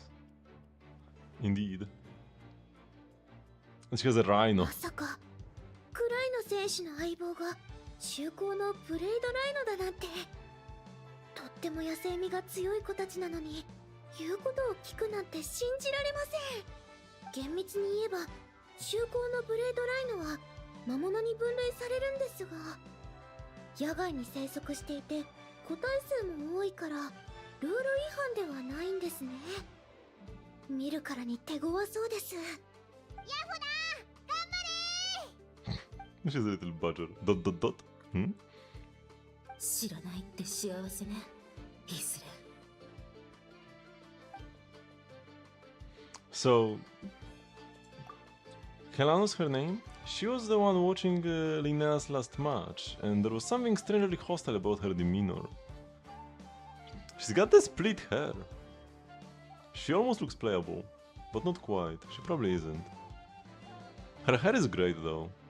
There's definitely playable tier hair. If she had a vision, I would believe she's playable.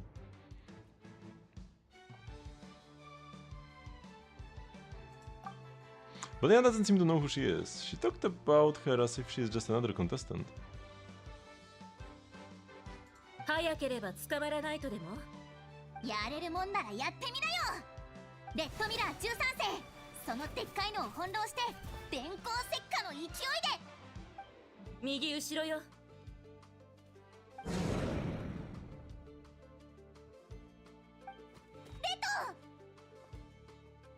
すごい強さです。まるで相手の動きを完全に読んでるみたい。ドッドッドッ。左に避けて、レミ。ありがとうございます。今日はいい感じに戦いました。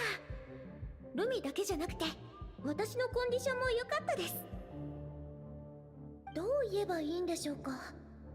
時々相手の動きが読めるような感覚があって、何度も危機一髪で正しい判断ができたんです。Linnea said something similar after her first match. Could it be a coincidence? 諦めるなレッド。ジャンプ。背中に飛び乗ろうとしているわよ、ヘルメス。そんなチャンスを与えてはダメ。In Japan it's just Hermes, and here it's Hemus? Also, Yehoda said red. 諦めるなレッド。ジャンプ。 Reddo. So is it Red Miller and not Reed Miller? Have I been saying it wrong all the time? 背中に飛び乗ろうとしているわよ、ヘルメス。 Yeah, definitely Hermes in Japanese. 風の刃で動きを制圧して。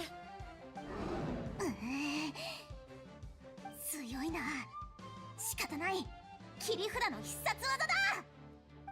レッド、雷を溜めて一気に放て。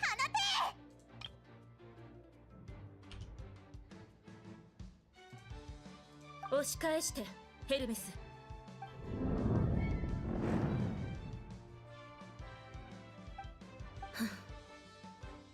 危なかったけど結末は変わらなかったようね。勝負あり。レッドミラー13世敗北。勝者はクライノと相棒ヘルメス。翼。 Yep, like I said, the hat probably concealed some wings. Oh, she's so cute. ちょっと待ってください。あなたは何者ですか？どうしてあなたの頭の上には。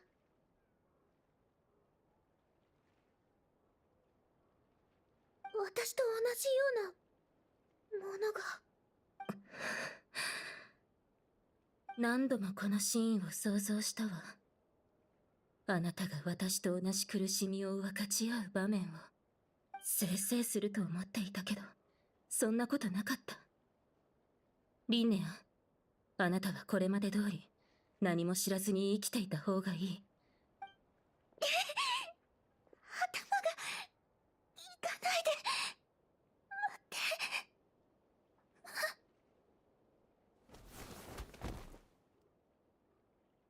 KO. どうしたん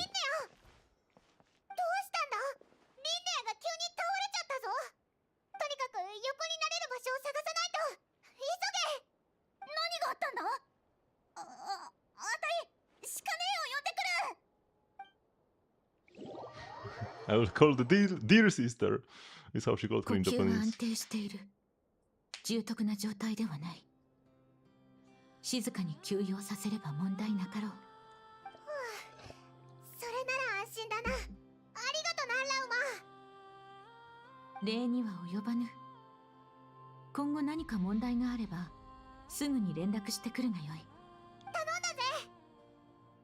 リンネア、早く目を覚ませよな。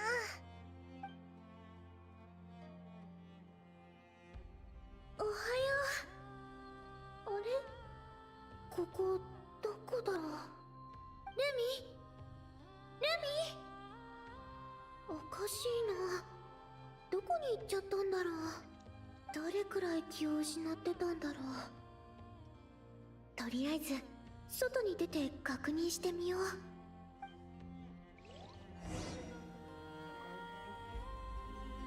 We are definitely baby llama, not llama, Linnea right now. Because otherwise we'll be able to see her in third person.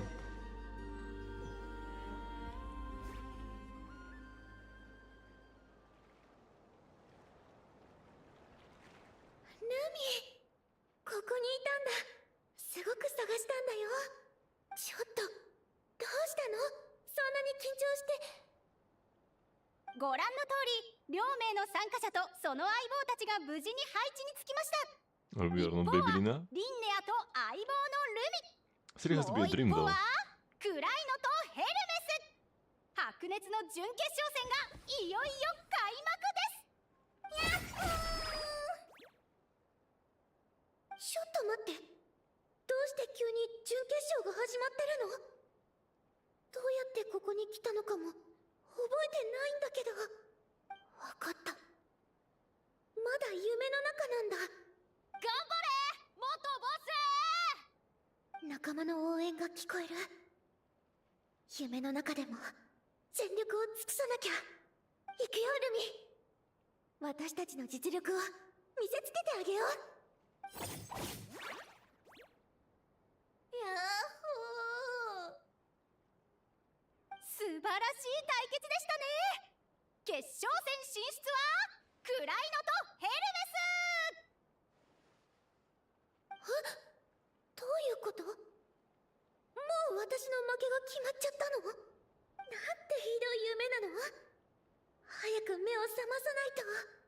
そうだ、夢の中で思いっきり目を見開けば目が覚めるって聞いたことがある。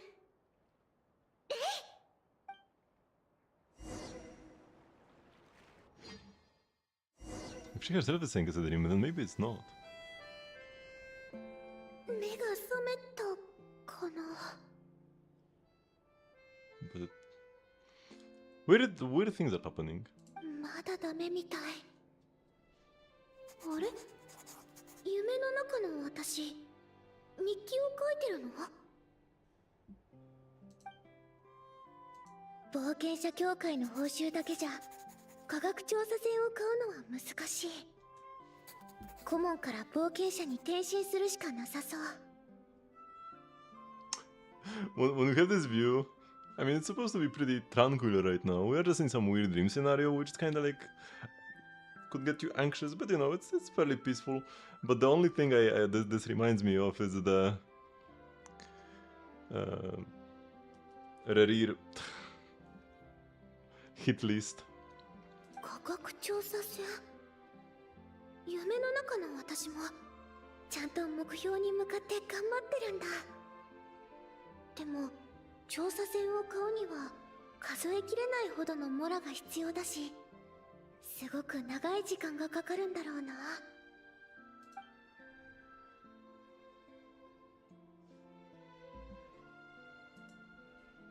初日、魔物に襲撃された。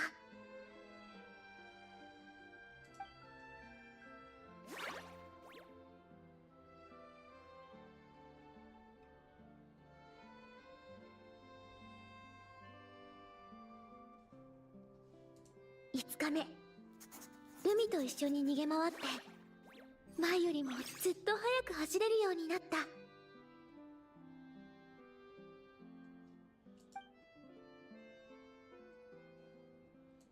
20日目、商人に話を聞いてみた。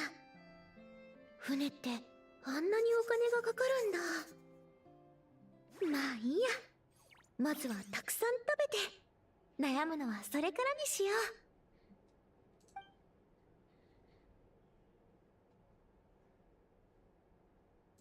72日目、誰も欲しがらない超特大の宝箱を見つけた。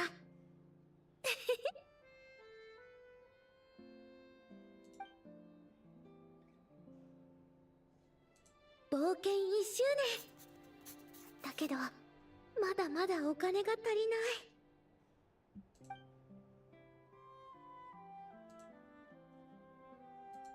い。危うく騙されるところだった。中古船なんてやっぱり信用できないな。用心して念入りにチェックしてよかったよ。やっぱり安物買いの銭失いっていうのは本当だ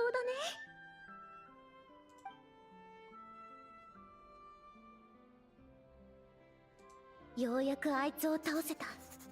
戦利品はきっといい値で売れるはず。日記はここで終わってる。でもこれは大型船舶の購入契約書。これ私のサインだ。まさか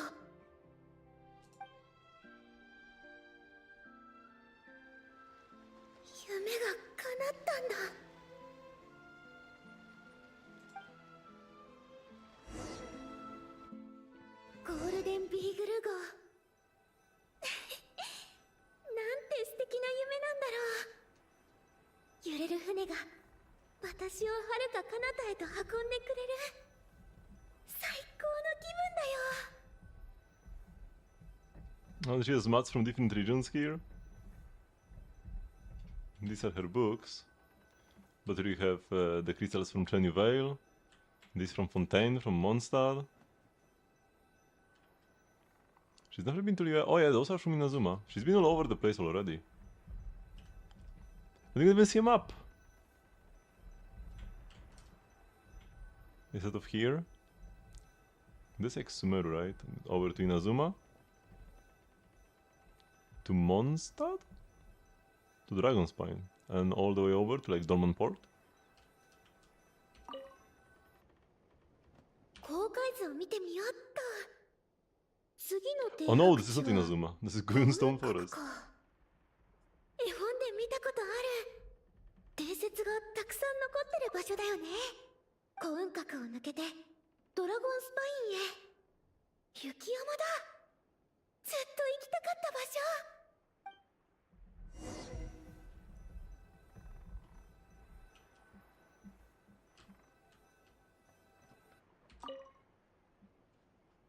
これって清水玉？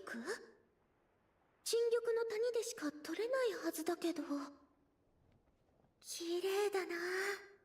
この船すでにいろんなところを回ってきたみたい。それもそっか。私だって船を買ったら休む間もなくあちこち調査しに行くだろうし。リンネア Kowalska? ここ数日ずっと元気がないみたいだけど、船酔いしちゃったの？お昼ご飯はドアの前に置いておくからね。食べたらゆっくり休んで。は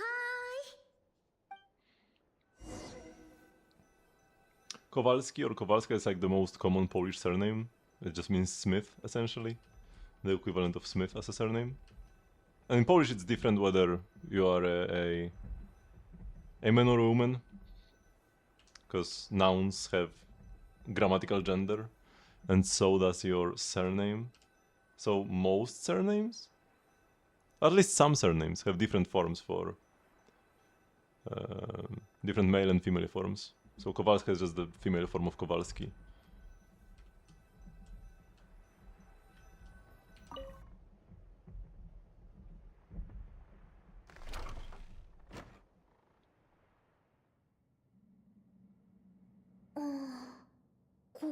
Tsurumi? Or maybe not Tsurumi, maybe just Inazuma. Maybe the Narukami. 体中が痛い。 Under the city? それに疲労や眠気も感じる。変だな。夢を見てるはずなのに、どうしてこんな感覚があるんだろう。まさか面積部とか？とりあえず外に出て見てみよう。 Does he get shipwrecked?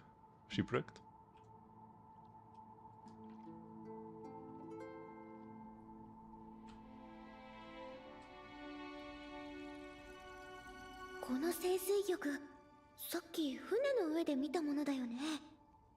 どうしてこんなにバラバラに。それにこの本、どうして洞窟の中に？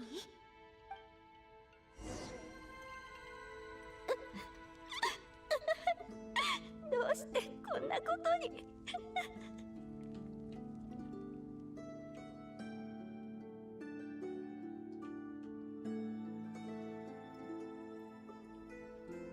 ルミ、どうしてそんなに悲しんでるの？怖がらないで。大丈夫だよ。私はここにいるからね。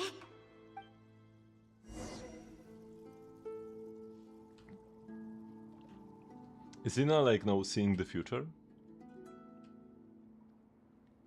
私たちはもう戻れないのか？もうダメだ。何もかも終わりだ。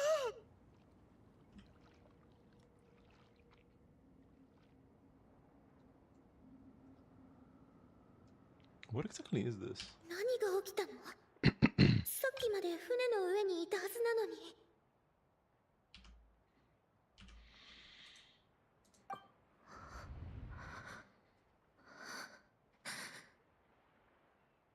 これっグル号。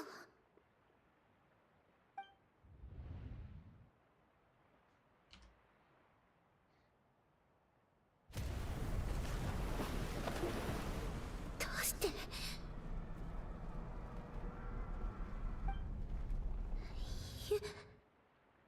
夢だよね。落ち着いて。これは全部嘘な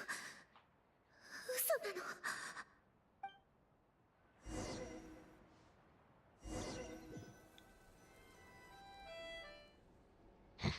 ゴールデンビーグル号が沈没してから長い月日が経った。 Okay, Lumi is fine though, at the very least. また日記。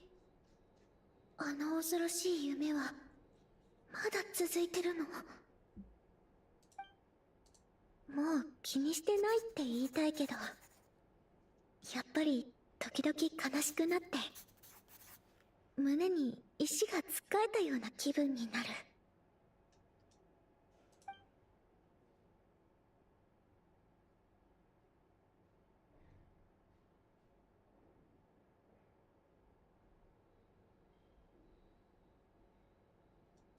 庭を散歩でもしよう。そろそろお姉ちゃんが来るはずだから待つのにちょうどいいや。お姉ちゃんって誰のことだろう。一度にこんなにたくさん夢を見たせいで頭がうまく働かないよ。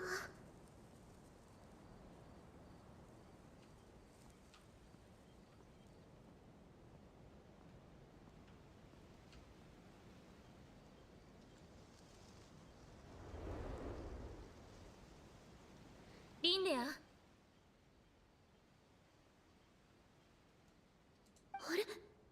この声は。こっちよ。リンネア、手紙は届いた？悪い知らせでごめんなさい。一緒に北へ帰って父さんと母さんに最後のお別れをしましょう。 Could she really be just an NPC, man? She looks so good. But for some reason I don't quite feel like she will be playable. Something's off, but I'm not even sure what. 暗いのが私のお姉ちゃん。お父さんとお母さん、最後の別れ。 Like, she's got the heels, she's got the split hair. The dress is not split though, that's like one red flag. 生老病死は自然の摂理。私たちも人より少し長く生きてるだけで、いずれその日は来るの。悲しくないと言えば嘘になるわ。でも、もし普通の人がこの知らせを聞いたらどんな気持ちになるのかしら。少なくとも目は潤むのに涙はこぼれない。こんな苦々しい思いはしないのでしょうね。だって私たちにはとっくにこの光景が見えていたんだもの。覚えてる？あのバトルの最中、あなたは眠りの中でこれを見たのよ。あの時はただの夢だと思っただろうけど。どういう意味？そんな、まさか。あなたの気持ちはよくわかるわ。過去から未来を見つめる視線と、終点に立って過去を振り返る視線。その二つが交わった時、この旅路を夢のように感じてしまうのは無理ないもの。時は流れ、いつか私たちも老いてゆく。この一生を何一つ後悔することなく過ごせると思う？ She's even got the translucent hair. ずっと昔、友達と夢について語り合ったことがありました。大きな大きな科学調査船を買って世界の神秘を探求する。そしていつか動けなくなったら見聞きしたものを全部博物誌にまとめる。私の人生はここに詰まってます。もしかしたら遠い未来で誰かがこの本を開いた時、一部の生物や地理環境の形成と発展のページが空白のままだと気づくかもしれません。その保管は君たちに任せます。私の命は終わりを迎えようとしていて、もう遠くへは行けないから。Man, it's kinda spooky, just seeing your entire life. And what is she saying now? The afterlife? How long does it go on?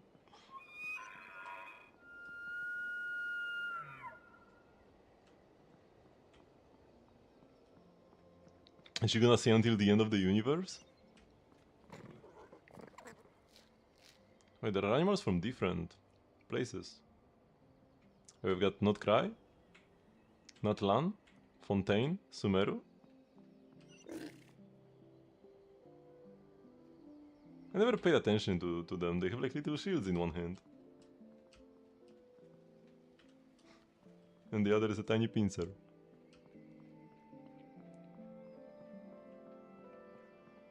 And finally, oh yeah, foxes from Inazuma. These birds. I guess they like pigeons from Mondstadt. Is there no wildlife?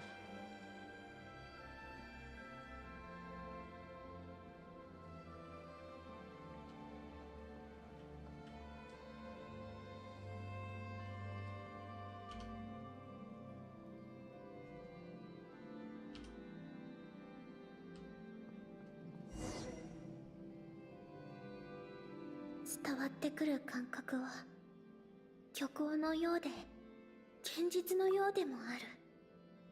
命の終わり、死ぬってこんな感じなんだ。硬直した体にはまだ少しだけ感覚が残ってるけど、意識は指一本さえ動かせない。体の内側から温度が抜けてく。痛みはなく、ただ全てが尽きた後の虚無だけが広がっていく。やっぱりこれは夢じゃない。これは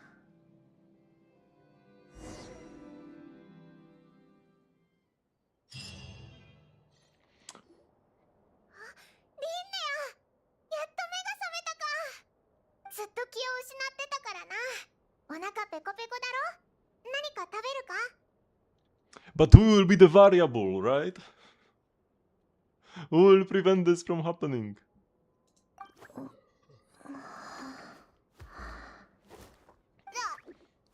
で泣いてるんだ？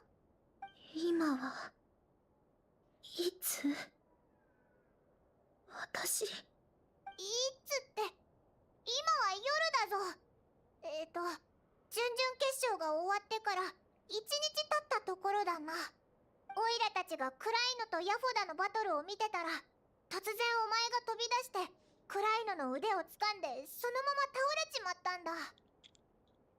覚えてないのか？ Did you have a nightmare or what happened? いろんな光景が頭の中に流れ込んできたんです。これからの試合とか、もっと先のこととか、人生の最後を迎えてこの世界に別れを告げなきゃいけない自分の姿まで、楽しかった瞬間も苦しかった時のこともすごくリアルで、どう表現すればいいのか分かりませんが、とにかくとても怖かったです。 After one of her matches, Linnea mentioned her mysterious intuition that helps her predict her opponent's moves. Kelana seemed to display a similar ability during her match with Yahoda. Could this have something to do with Linnea's dream? Perhaps Kelana knows more. Should we ask her? そうだな。クライノに触れた途端にお前は気を失ったんだ。あいつ妙なことを言ってたし、絶対何か知ってるはずだぜ。でも本当に探しに行くのか？もし接触したらまた。 It could trigger more of those vivid dreams. 前にスペランザで子供の頃の話をしましたよね。でも実は言いづらくて話せなかったことがあるんです。子供の頃の私は今ほど明るくなくて勇敢でもありませんでした。人間の両親に本当のことを話す決心がつくまで何日も眠れないことがあったんです。それを打ち明けるとどうなるか本心ではよく分かってました。それでも私はこう言ってほしかったんです。リンネア、たとえ私たちの本当の子供じゃなくても愛しているよと。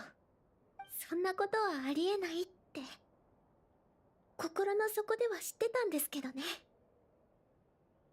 彼らには実の子供がいて私にも生みの親がいる。いつまでも騙し続けることはできません。だから怖くてたまらなくても誰からも見放される子になるかもしれなくても勇気を振り絞って二人に打ち明けたんです。それが正しいことだと思ったから。たとえいい結果につながらなくても私は自分の選択を信じます。暗いのに会いに行きます。リンネア。とは言ってみたものの彼女はどこにいるんでしょう。次の試合まで待たなきゃいけないんでしょうか。アグアラ、お前暗いのがどこにいるか知ってるのか？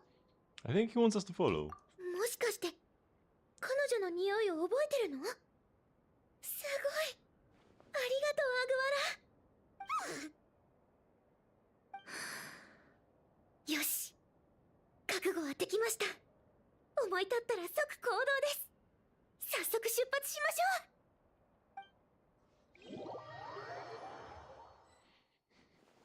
ょう。Whoa, where are we? Whoa, it's... We walked quite a bit. From like here-ish, all the way to here.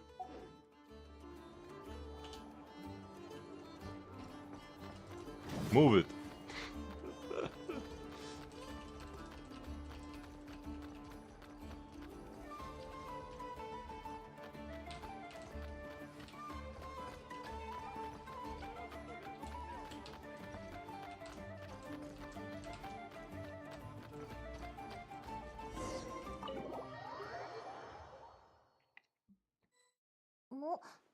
ここはフラッグシップ？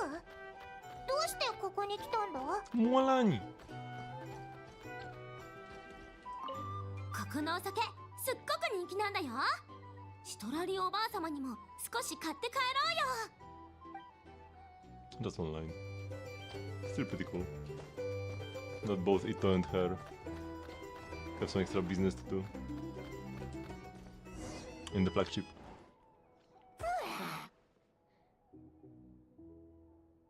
暗いのはオイラたちの隣の部屋に泊まってたのか？通りでアグワラが自信満々だったわけだな。誰かいますか？ここで会ってるよね。 Wait, was he digging in the indoors? 部屋の中にいるのは分かってます。お願いします。話があるんです。暗いの。いないから。いるじゃないですか。だからいないって言ってるでしょ。私に構わないで。嫌です。開けてくれないなら出てきてくれるまでここで待ち続けます。聞きたいことが山ほどあるんです。せめて一つだけ教えてくれませんか？あなたは何者なんですか？私はあなたをお姉ちゃんって呼んでもいいんですか？開けてください。やめて。入りなさい。そう来なくっちゃ。座って。言っとくけど、お茶やお菓子は出ないから。好奇心って本当に厄介なものね。リンネア、いつか今日私の元を訪れたことを後悔することになるわよ。警告はしたから。そうでしょうか。でも来なかったらもっと早く後悔してたと思います。教えてくれませんか？どうしてあなたの頭には私と同じ翼があるんですか？どうしてあなたに触れた途端私は気を失ってしまったんですか？どうして私は夢の中で。自分の未来が見えたのかでしょ。じゃあリンネアが見たのってやっぱり普通の夢じゃなかったのか？もちろん。リンネア、あなたは物知りだから糖度に多い6種類のフェイについてはわかるわね。ビラ、トモボーイ、レイシー、バルコドラク、スネガビーク、そしてジャック・フロストですよね。他にも珍しい種族がたくさんいるのよ。例えば伝説のランプのフェイ、魅惑的な歌声を持ったセイレーン、そして私たちアルコノスト。アルコノスト in Japanese? 我らは災いと喜びを言い当て、過去と未来を見通す。人々は我らを崇め恐れるが、我らは己を強く厭う。そんな種族も歌も聞いたことありません。当然よ。生きているアルコノストなんてあなたと私を含めても数えられるほどしかいないんだから。じゃあやっぱり私たちは家族なんですね。ロミス家族。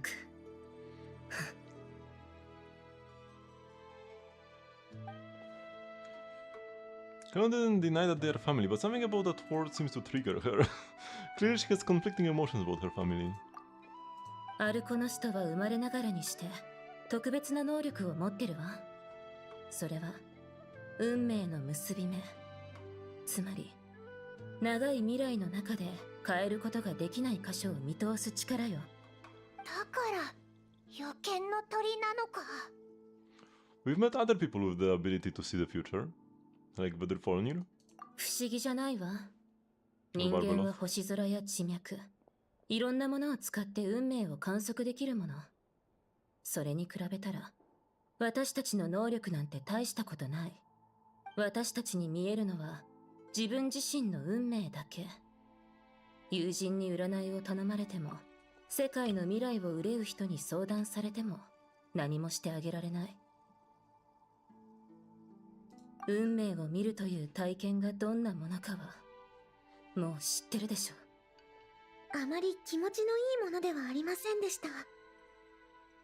高揚感、挫折、苦渋、様々な感情が予見と一緒に心に流れ込んできて、最終的に虚しさだけが残って、希望を胸に目標を定めた瞬間、努力もしないうちにその結果を突きつけられる。まるで大好きな物語の結末をネタバレされるようなものです。運命に抗って抗って、それが徒労に終わった時、その痛みはより深く身にしみるわ。なあ、全て見た通りだよ。でもこの後に起こる出来事について私ができることといえばため息をつくことだけだ。この世の運命とはこれほどまでに揺るがぬものなのかとね。運命を見通す力を与えられた者はむしろ心の衰弱を早めてしまうだけなのかもしれない。The visionary Bedelfornir once said something similar. If fate were easier to change, seeing the future would be a huge blessing. will be a power desired by all. But if fate is set in stone, then knowing the future must be a heavy burden to bear. 人生の引き、そのすべてを事前に知っておきながら、ただ見守るしかない。あなたの言う通り、最後に心に残るのは虚無感だけよ。アルコノストは代々そうだった。でも、あなたが生まれた時、私たちの両親はその場しのぎの解決策を編み出したの。フェイから遠く離れた地に送り、人の社会で育てれば、予見の力の発現を遅らせられる。それで私は取り替え子になったんですか？私と取り替えられた子は元気にしてるんでしょうか？安心して。彼女はあなたとは正反対で、フェイの中でしか生きられない人間だったの。生まれつき人間には治療できない奇病にかかってて、取り介護にならなければとっくに死んでたわ。父さんと母さんは彼女の命を救い、無事に大人になるまで育て上げたわ。今はスネージナやグラードで実の両親と一緒に暮らしてる。そうだったんですね。よくわかりました。ですが、まだ肝心な質問が残ってます。私が気を失う直前のあなたの言葉、あれはどういう意味だったんですか？そのまんまの意味よ。私はあなたのことが嫌いなの。どうしてですか？どうでもいいでしょ。そうですか。教えてくれないなら勝手に推測します。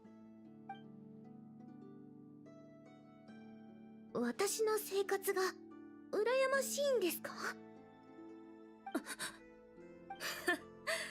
その通りよ。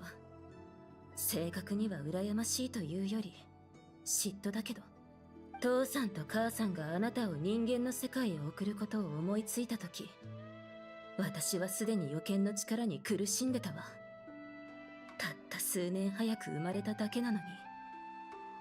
運命って不公平よね。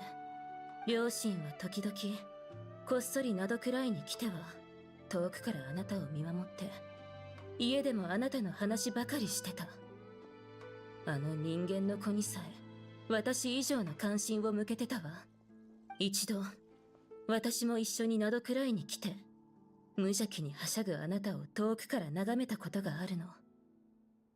羨ましくて仕方なかったのに、平然を装って祝福した。誰も私の気持ちなんか考えてくれなかったわ。私は一体何なの？失敗作？運命に見捨てられた哀れな存在？暗いの。だからずっと前から考えてたの。あなたが大人になったら会いに行こうって。そして全てをありのままに話して、この苦しみを味わわせてやるって。ひどいでしょ。でもそれが私なの。だったらどうしてあれから私を避けるようになったんですか？話してくれないならまた勝手に推測しちゃいますからね。私の目に映ってた幸せそうなあなたも、両親に愛され運命に恵まれたあなたも、私の一方的な思い込みに過ぎなかったって気づいたからよ。スペランザであなたが過去の話をしてるのを聞いてたの。人間らしく振る舞おうと必死だったこと、ホラガイ団の仲間と助け合って過ごした日々のこと、何でもないことのようにあなたは話してたわね。でも私の胸は苦しくなったわ。あなたが辛い思いをしてたなんて知りたくなかった。これじゃ恨むことも嫉妬することもできないじゃない。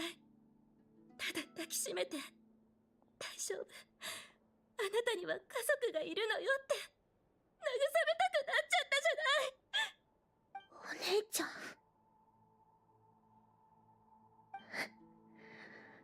悪役失格ですね。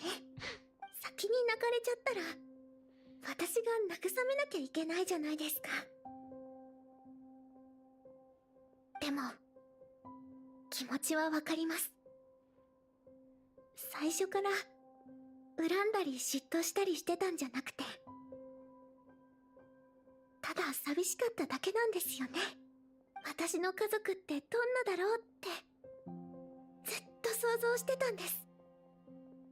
こうして会いに来てくれて本当に嬉しいです、お姉ちゃん。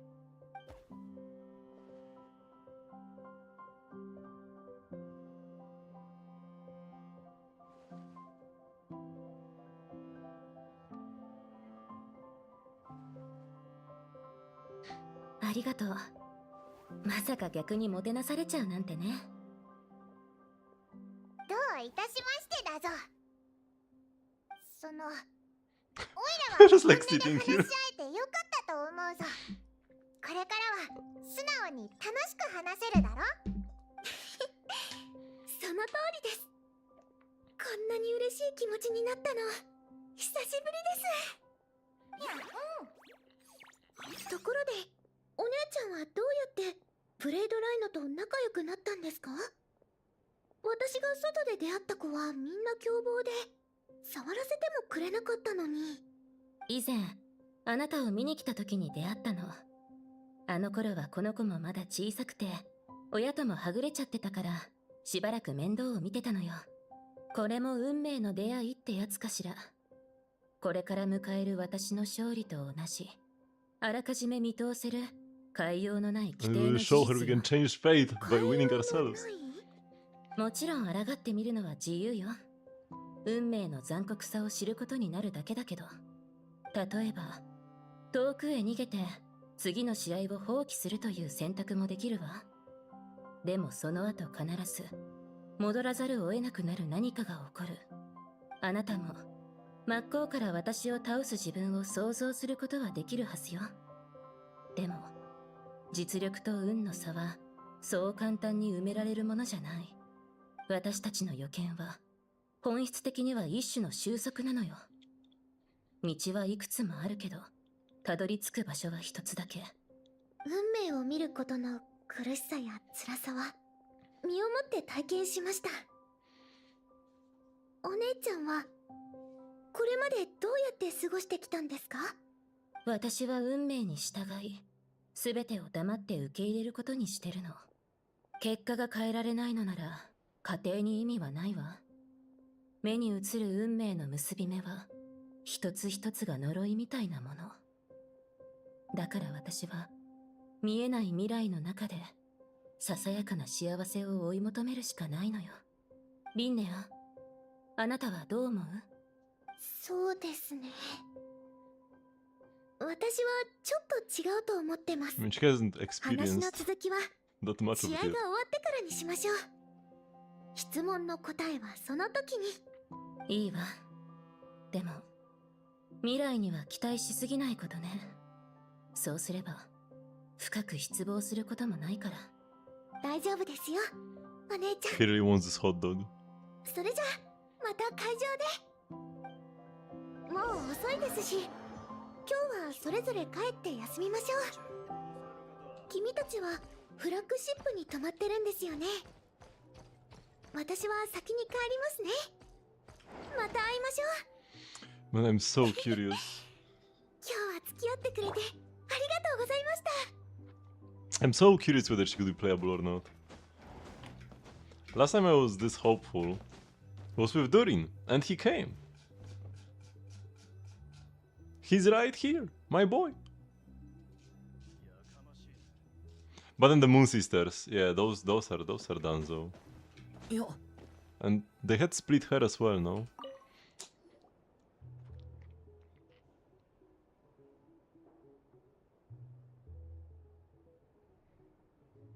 旅人、もう寝たか？ Yeah, can't sleep. オイラもだ。明日はリンネアとクライドの試合だけじゃなくて、オイラたちの準決勝もあるんだよな。相手の強さもわからないし、どうせ眠れないならちょっと出かけないか？そうだな、何かおいしいものを食べて、それからアグワラを試合会場に連れて行って雰囲気に慣れさせようぜ。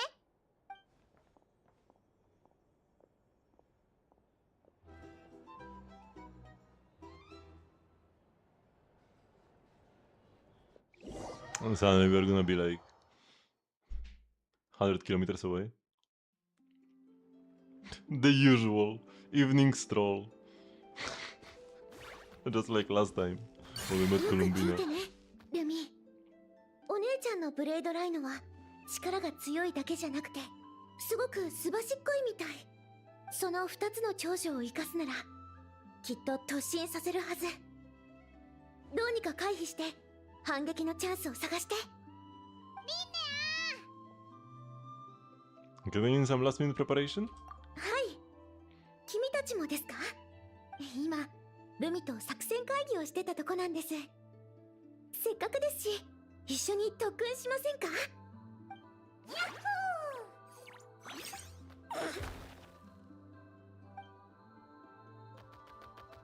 ー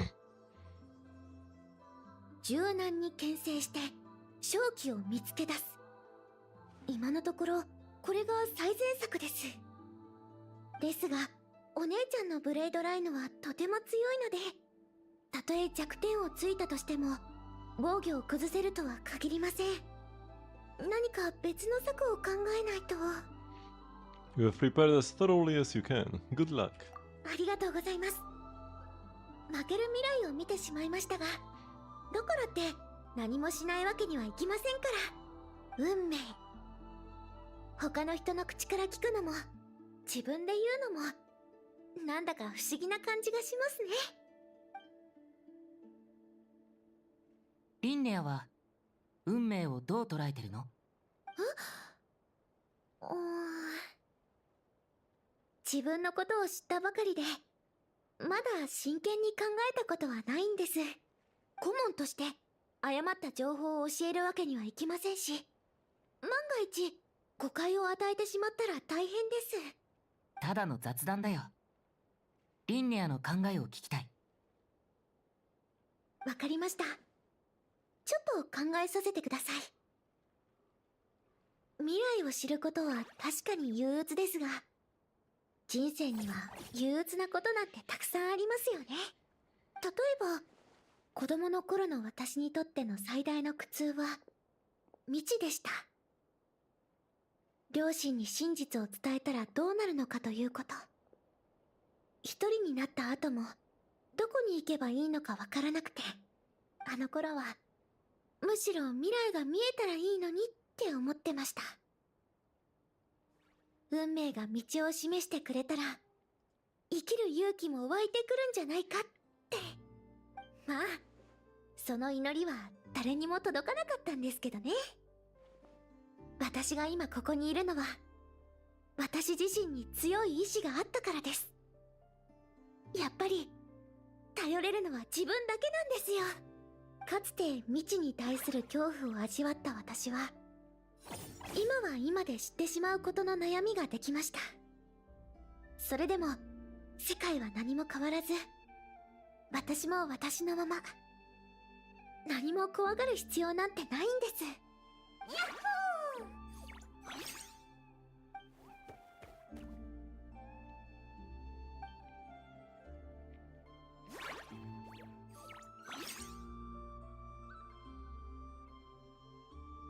特訓終わり。ひひますます仲良くなってるな。よし、できることは全部やりました。あとはしっかり休んで運命に立ち向かうのみです。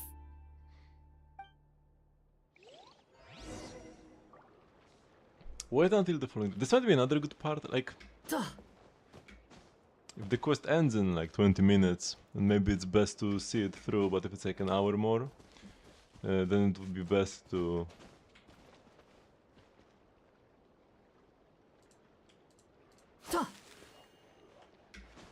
take a break now. I feel like yeah, it's another good. It's another like it's as good as it gets.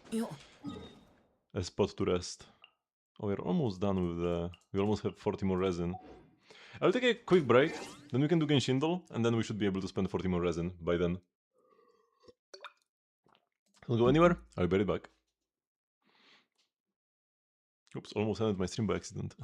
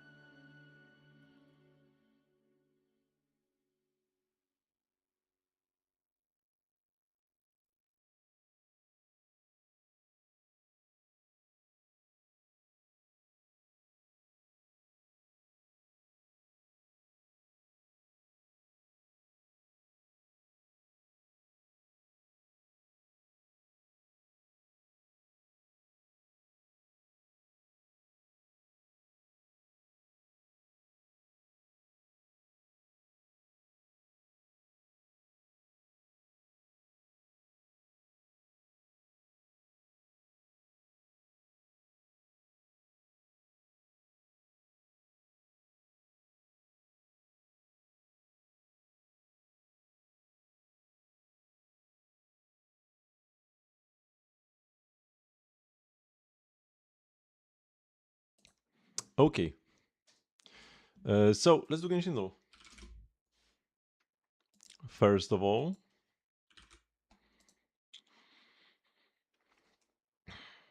way below 3.4. Monsat still below. Let's go Mona again, as there are a bunch of catalysts in 1.0. Not Hydrant uses this. It's probably Sucrose. Like it was... Klee doesn't use these.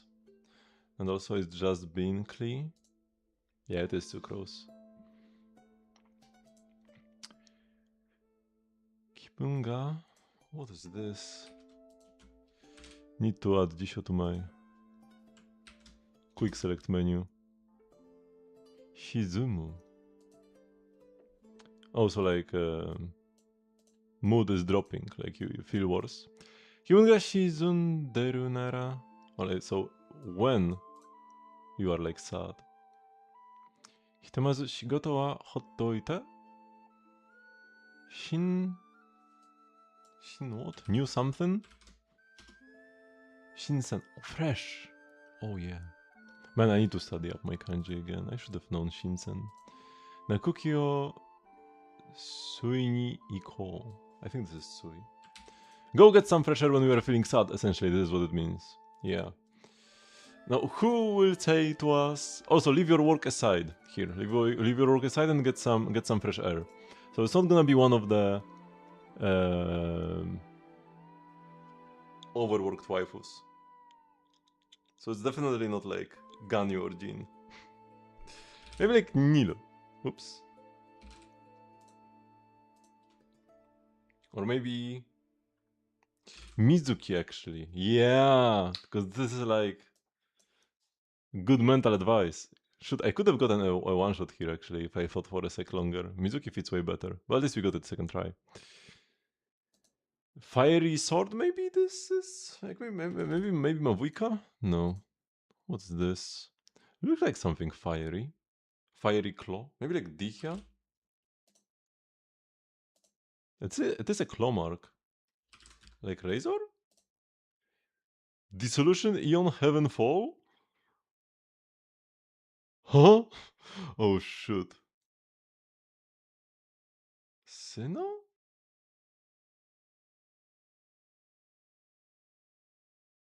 This sounds like a official ability name, but this is not official. Heaven Fall? I'm gonna go Sinnoh. It's Anemo. Is it Varka?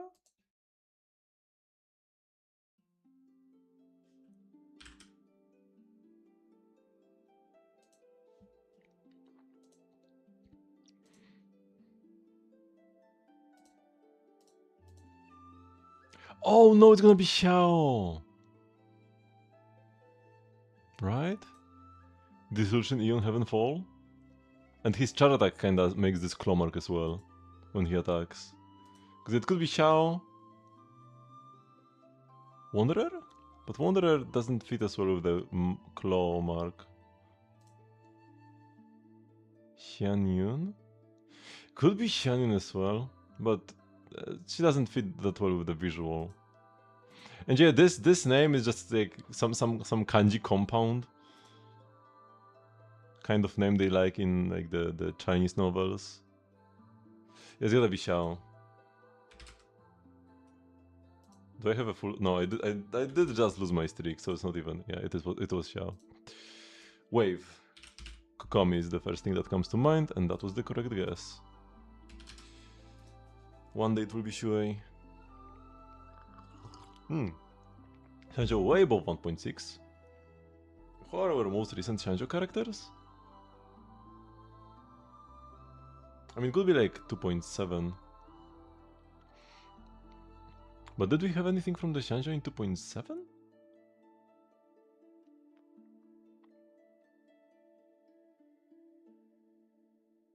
But we didn't get anybody from the Shanjo later, did we? It was full on Amphorius. Unless Danheng PT counts as Shanjo. There's no way he does.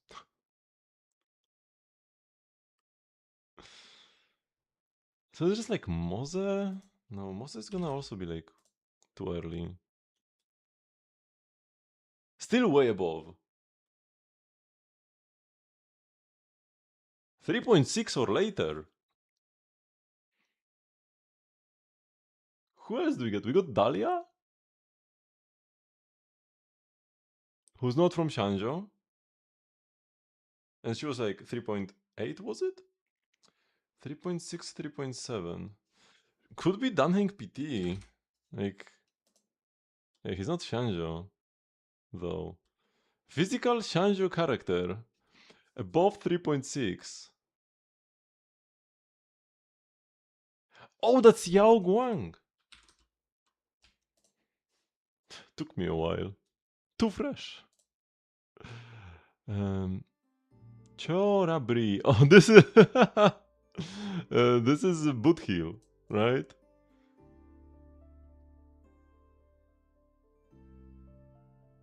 Cutie.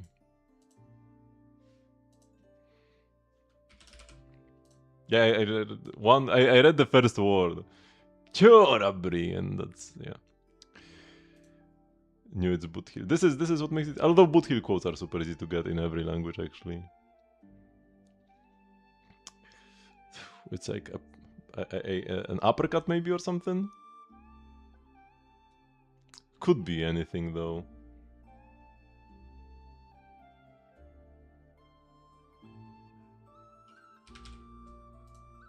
Yeah, it's not Luca. Maybe somebody from like way later. Maybe like Cypher. Oh, no, that should be Misha.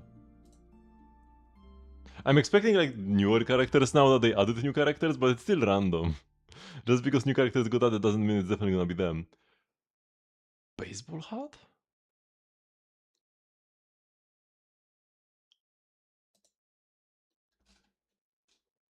Who? Could be like Ashbel with his hat. Let's just pick the first character with a hat. Okay, it wasn't. Ninja. Mose? Does he have a hat? Oh, he has a hood. Painting ninja. Oh, Rappa. Oh, she actually does have a thingy. Her hat matches the emoji better. But you never know how exactly the emoji is supposed to be. Sometimes it's an incredible stretch and sometimes it's 100% literal. No info, always spooky. Okay, just see it. Easy.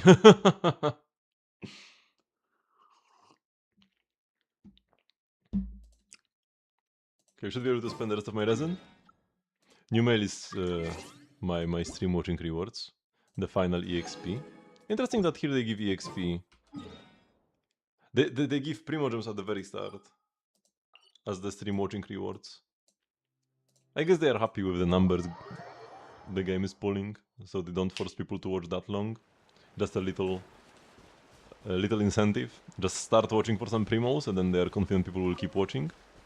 In Zealous and Starrel you have to watch longer to actually get the premium currency. 物語は始まったばかりだよ。みんながそばにいてくれれば。足元に気をつけて。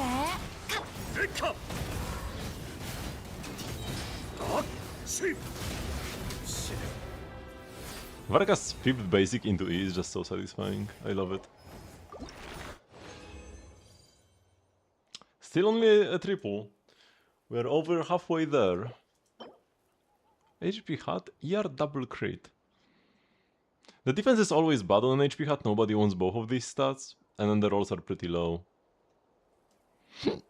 Don't think this is... It's always also an offset, because it's an attack set. It's incredibly niche. But I could check it. Somebody might want an HP hat with a lot of crit. It's not an unthinkable combination. Where like, you still like crit, but you like HP just a bit more. Run away, Varka! Okay, this time we ran away in time. The boss did not respawn on me.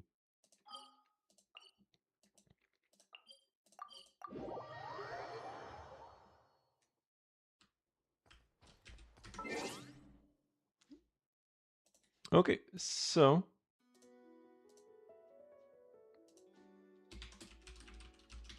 Thank you very much for watching, but this will be the end of the stream for the day.